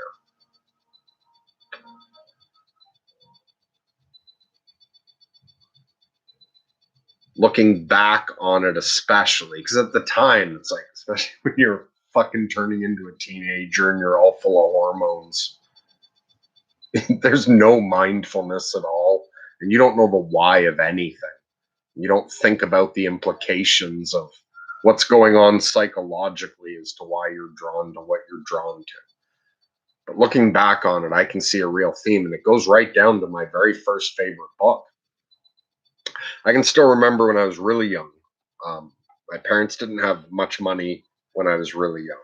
So when I was like 2 and 3 and 4, my mom took us, me and my brother, to the library once a week, rather than buying us books. Like, not that we had no books, like, and yeah, but we'd go to the library every week, and I was allowed to take out 2 books at a time. From the first time I went to that library, for years, it's like I would always take out Where the Wild Things Are, and I would take out one other book. Maybe not years plural, but at least over a year. I can remember the library card would be just my name over and over and over again. I was fascinated by Where the Wild Things Are. That kid not fitting in, wanting to go live with the monsters. And then I was fascinated with monsters my whole childhood, with freaks as well. Like, I have a tattoo of Joseph Merrick's skull, the Elephant Man. I read his, like, the biography on him when I was like 10 or something. Then got very into horror and punk and all of that shit. And it was very much, especially the dressing like a punk, it was that I did not feel I fucking fit in. And I was drawn to that because when you dress like that, people don't expect you to be normal. And so I moved to the freak areas, to the fringes, because that's where I felt I could be more myself. Now, the odd thing is, it doesn't matter what group you put me with, I still don't fit in. Like, if I hung out with a group of the stereotypical street punks, I still don't fit in. Like, I have a diploma from McGill in farm management and technology, the same, program my dad took. Something very traditional about that. It's just, I've always been a weird mix of things. Even in a mental asylum, I'm unusual. I don't fall into the typical category. But I do well moving from group to group throughout the fringes. But even among the weirdos, I've never found a, like, it's not that I wasn't accepted in the group, but I was accepted in the group because fringe groups are more open to having differences within them.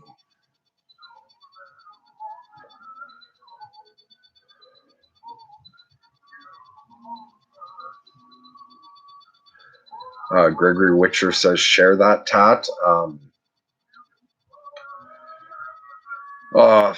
I don't feel like getting up and turning on the proper light to show the tattoo. I will some other time, but this forearm has the Elephant Man's skull, and it's got the quote from the poem he liked to use on his letters. 'Tis true my form is something odd, but blaming me is blaming God. That comes from, I forget who wrote the original poem, but Merrick used to finish his letters with an adaptation of that poem, which I should know the whole thing, but my brain's fried right now. Let me see. 'Tis true my form is something odd, but blaming me is blaming God. Could I create myself anew, I would not fail in pleasing you. Were I so tall, could reach the pole, or grasp the ocean with a span, I would be measured by my soul. The mind's the standard of the man. I think that's the full quote.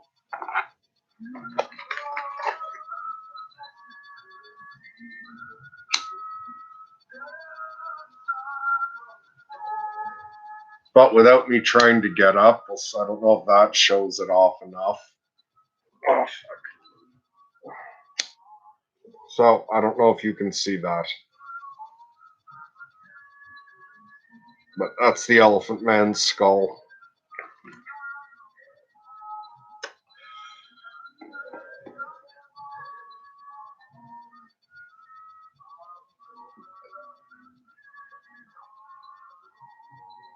Gregory Witcher says, my kiddos and I spent from 6:30 to 8 tonight at the library. That's fucking awesome.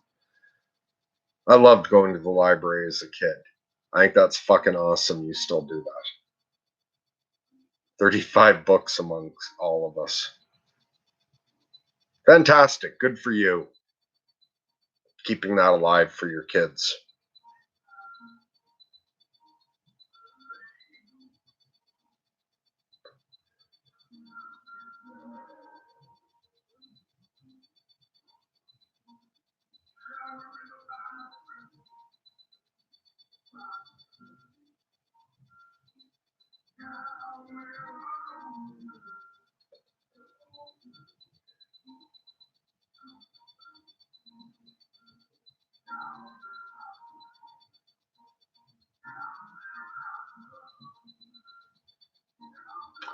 Offhanded says you became engaged into being disengaged in a social butterfly.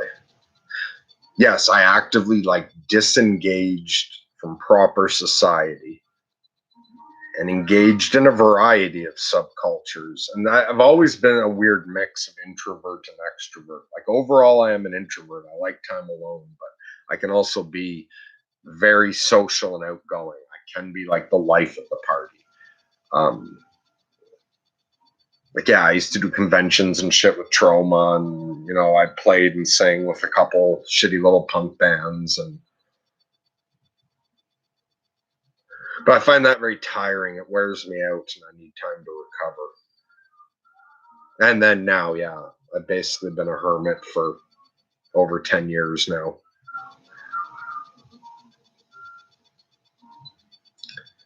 Gregory says, awesome, thanks for the quote.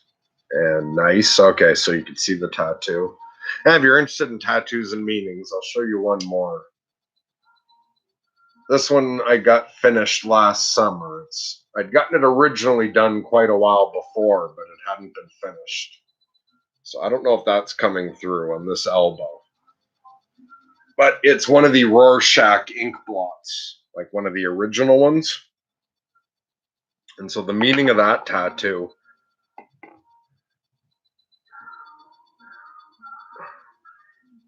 I wonder if anyone could guess it.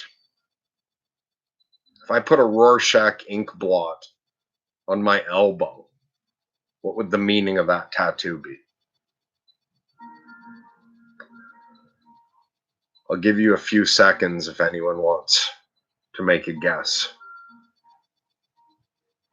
And if you're watching this later and you actually watched fucking 2 hours into it and saw this, if you can tell what the meaning of it is before I answer it, pause it and write underneath. I'm curious if anyone would get the meaning of the tattoo. I was surprised nobody's guessed it yet without a few hints. It seemed obvious to me.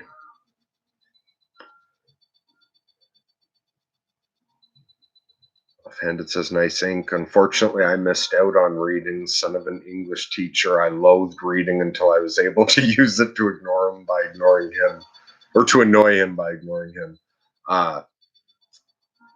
I always loved reading. I got hooked on reading as a kid. As a little fucking toddler, I liked reading. I liked books even before I could read the words myself. I loved comics as a kid. When I was reading Stephen King novels when I was like 9 or 10. So Gregory says mixed revert, thus bipolar. Offhand, it says ink blot. The eye of the beholder is the fate of beholder. Gregory says looks scary. No, okay. So the first thing you would have to know to get the meaning is, do you guys know enough about older tattoo culture that you see tons of people with a spider web on their elbow? And nowadays, I think it's gotten watered down to where a lot of people don't know what that means and thinks it's just a fashion thing and just put a spider web on their elbow because they think it looks cool. But originally, the meaning of a spider web on your elbow was that you'd done time in jail.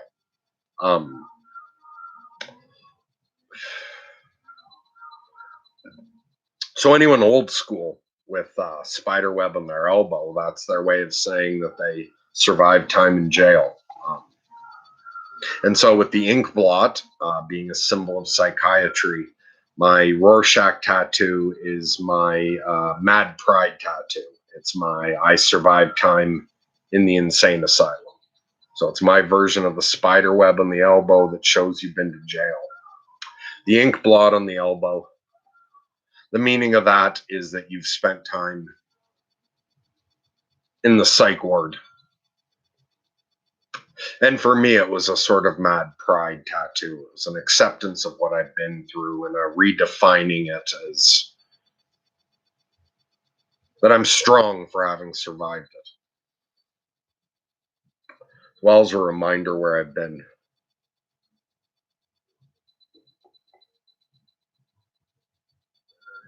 And it doesn't hurt that I love Rorschach from Watchmen when I look at that tattoo.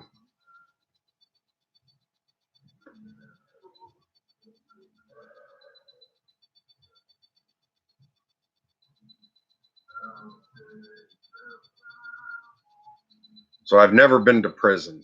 As Gregory's saying, yeah, prison. But I've been in the psych ward against my will a few times.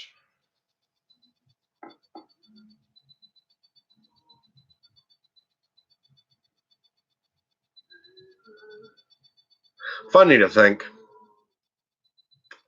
I'm just sitting here saying that on a live stream going out on YouTube. I spent a lot of years horribly ashamed by that.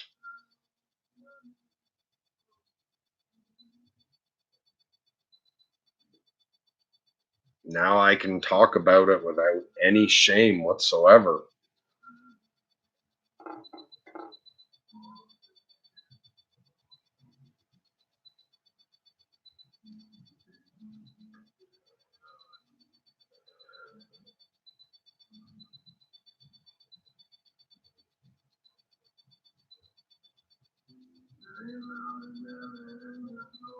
Offhanded says, I have no ink, but my wife has a pair of scissors on one side and a razor blade on the other side of her torso. Fell asleep in the chair when it hit her ribs. You mean passed out or fell asleep? I don't have anything on my ribs. I've heard that's horribly painful. And I started learning to tattoo for a while. I did like an apprenticeship and had a lot of potential. Like my first tattoos were much better than most beginners. It was just I was already bipolar at that point. It was when I was trying to get back to normal. I actually liked the tattooing, but it's so fucking stressful that apprenticeship pushed me into a ridiculous mania that year. And so I gave up tattooing, but I tattooed a couple people in their ribs, and from their reaction, that seemed like a very sensitive spot. Oh, but you're saying unbelievable pain tolerance? Yeah, and women have better tolerance for pain than men, from what I understand. And I've noticed that with some people. I've seen some women that's amazing the way they can take a tattoo. I'm a fucking baby about it. I do not like physical pain. Like this tattoo took like 5 hours. Is by far the most painful tattoo I've ever gotten. And it was so bad that like I was turning white, I was sweating. Like a friend of mine, the guy who had been teaching me to tattoo, like he was doing it for me in my house, so at least I wasn't. Yeah, that was nice. I had to get a stick from outside and bite down on it.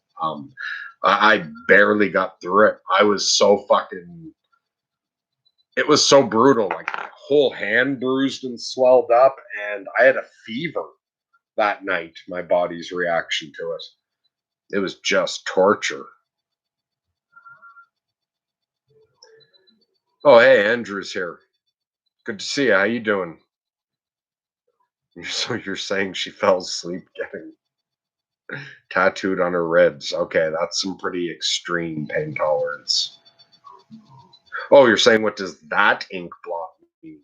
Well, I don't actually this ink blot of them to me it kind of looks like a bat.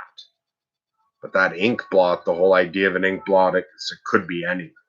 I just picked that particular ink blot because I thought it was the coolest looking of all of them. It kind of looks like a bat. And I do have other, like I have bats across my chest.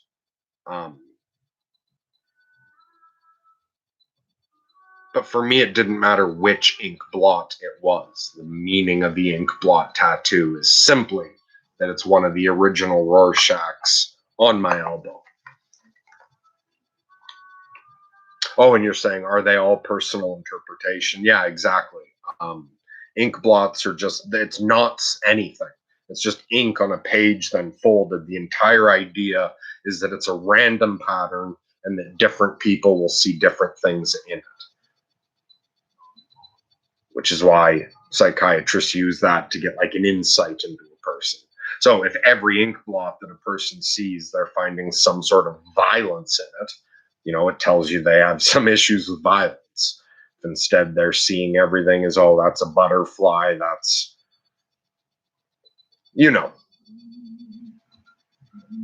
And offhanded says, do I still have an artistic or creative outlet? I used to draw, I used to play music. I volunteered a little in indie film in the past. I did tattooing. I used to write a little. If I had to write for school, I always got good marks on it. I used to occasionally write a little. But no, it's been a long time since I've done any art or any writing. Although I exercise myself artistically very strongly inside my own head.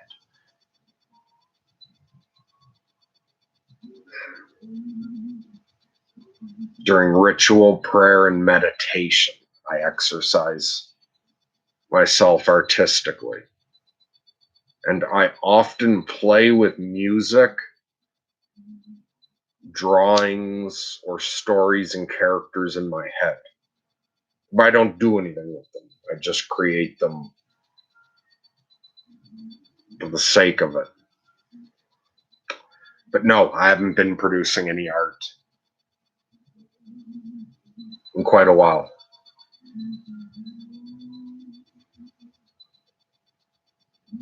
Although magic rituals feel like art to me. It feels like making art. You just don't have anything at the end. Because the art you made is like a thought form.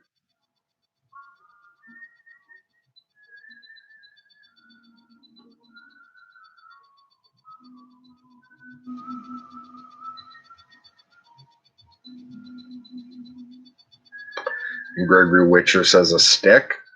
I'm not sure what that's in response to.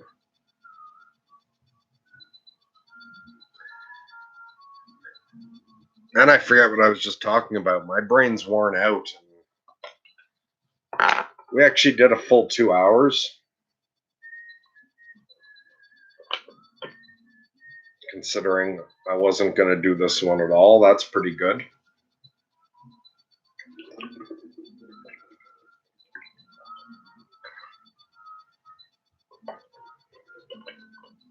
Offhand, it says, perhaps you should, as you bring your internal abstractions into the realm of the physical. Yeah, I'm hearing that from people every so often lately. I'll think on that advice. Andrew says, it's sunset here, and I'm watching you and looking out at the ocean. It's 28, and I'm pouring with sweat, but sipping an ice-cool lemonade. I hear kids in the distance hollering, playing volleyball. That's beautiful, especially because I know you so well. I can really picture that.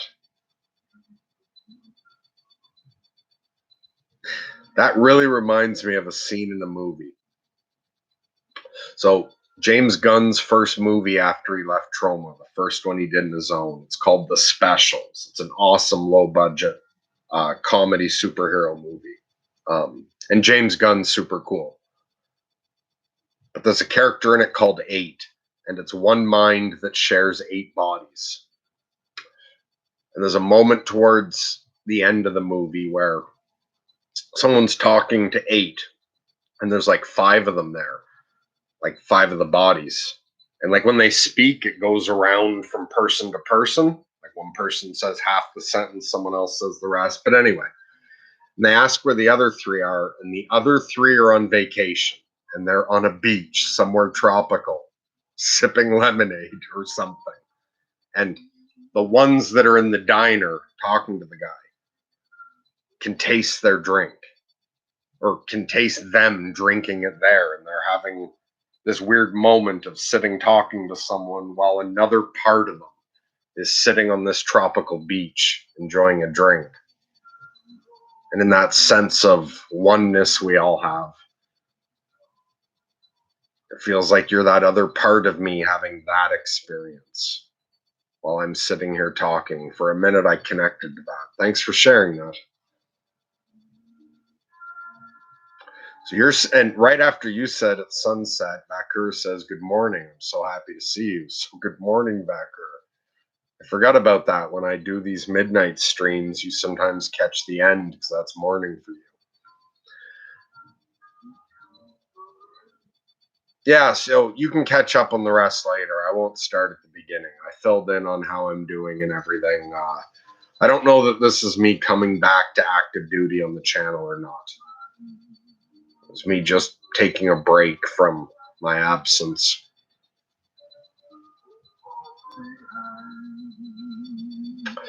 And Patty J says, I think I was trying to say earlier that this is your art. You're fulfilling a purpose in a big way as we deal with our complexities by being authentic. You are expressing your art here. Don't sell yourself short.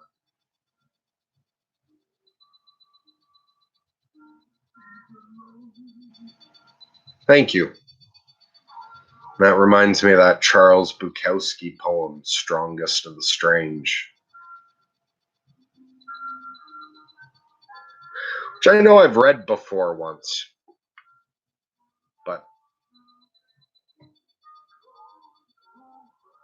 maybe nobody watching this one saw the other, so I'm going to read it because it came to mind based on what you said. I think it's called Strongest of the Strange.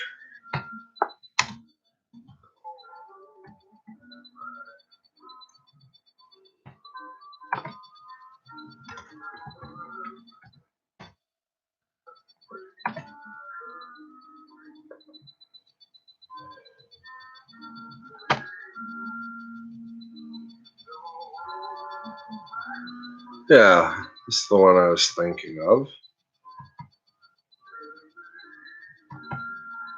So, talking about art and strange people.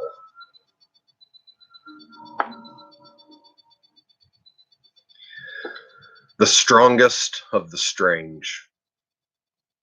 You won't see them often, for wherever the crowd is, they are not. Those odd ones, not many. But from them come the few good paintings, the few good symphonies, the few good books, and other works. And from the best of the strange ones, perhaps nothing. They are their own paintings, their own books, their own music, their own work. Sometimes I think I see them. Say a certain old man sitting on a certain bench in a certain way, or a quick face going the other way in a passing automobile. Or there's a certain motion of the hands of a bag boy or a bag girl while packing supermarket groceries. Sometimes it is even somebody you have been living with for some time. You will notice a lightning quick glance, never seen from them before. Sometimes you will only note their existence suddenly in vivid recall, some months, some years after they are gone. I remember such a one. He was about 20 years old, drunk at 10 a.m., staring into a cracked New Orleans mirror, facing, dreaming against the walls of the world. Where did I go?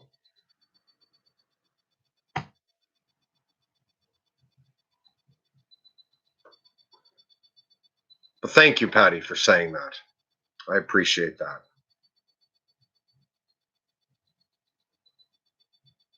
And offhanded says, I think Jung encouraged people to paint their dreams. Perhaps you would get something out of it. Yeah, you're absolutely right on that.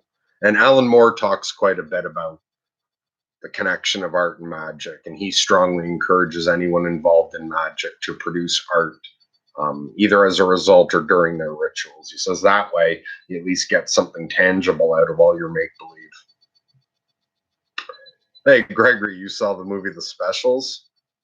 Yeah, I love that movie.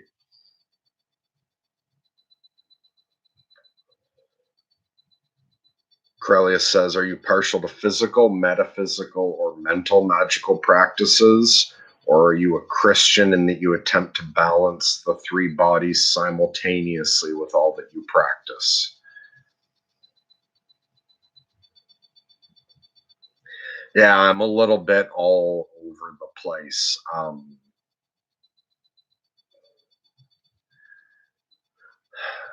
Sometimes one, sometimes the other, sometimes balancing them.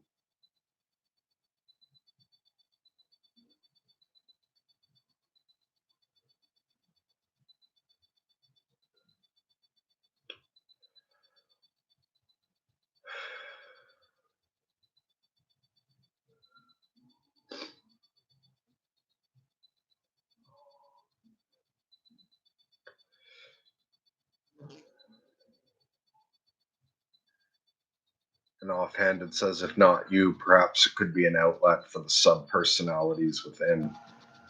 Yeah, I'll think about that.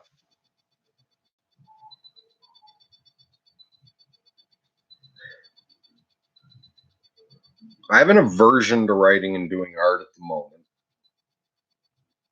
because the more I've learned and gone through, the more I see the real magical level of it.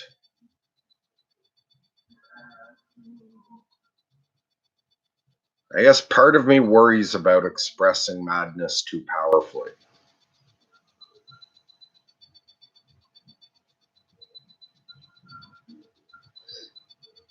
And Gregory Witcher says Charles Bukowski is great. You introduced me to him. Yeah, absolutely. And that New Orleans has that vibe. I've never been to New Orleans, so I wouldn't know. I only know it through, movies and books and such. Drazazel says, good to see you, sir. Glad you haven't slid away from the channel completely. Yeah, and Gregory answered for me. I'm taking a break from taking a break. Even though I quit so I wouldn't have to feel any pressure to do this full moon, I still felt some.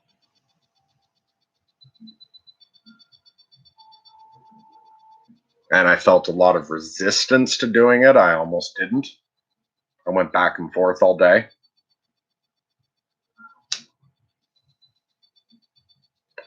Also, and here's something I didn't say earlier, but it felt like there was someone out there that needed something. And I don't know if that person showed up tonight and got it, or if it's someone who's going to watch it later. And again, I'm not picking a side onto whether or not I'm delusional or psychic, but I either had the delusion of a psychic phenomenon or I had a feeling like there was someone out there that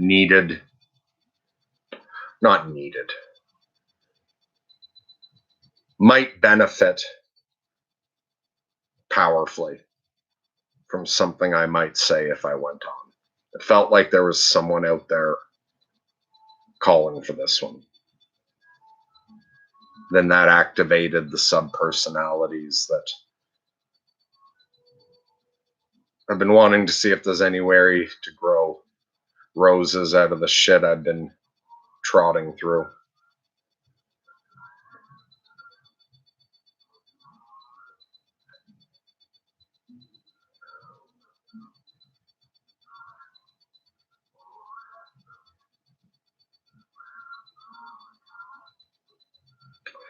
Corellius says circumstance, the body, interpretation, the soul, cognizance, the spirit, art, and music are important for people that wield powerful experiences within these bodies.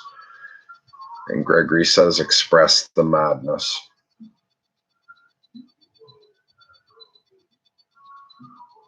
Yeah, I'll take that in and see. Maybe I'll start experimenting with some other forms of art. But at the moment, I'm just being my own book. And that my other expression is my participation on the channel.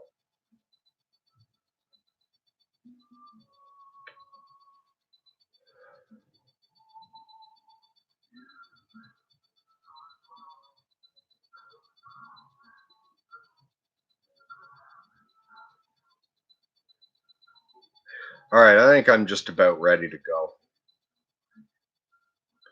Gregory says, I'm here and I've benefited, brother. Thanks, roses from shit. Okay, good. The smallest seeds can yield the trees that create the forest. Very well said.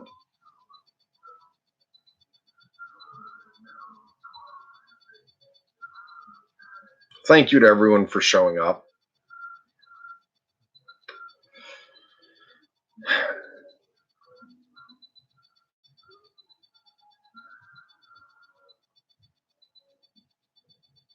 I really don't have anything else to finish on other than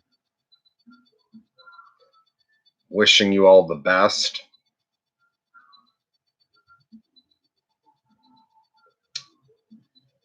Jazazel says, thank you for showing up, sir. You're very welcome. Gregory says, those adult coloring books are fun.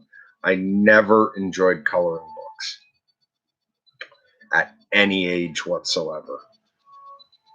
In fact, my mom a while ago told me a story about, she said I had a kindergarten teacher that when she came to pick me up one early day, the teacher said, he refuses to participate like in art. And my mom was surprised. She's like, no, he loves to draw. She's like, no, he refused to color any of these pictures. My mom said, oh no, yeah, he won't color a picture. Give him a blank piece of paper and he'll draw something.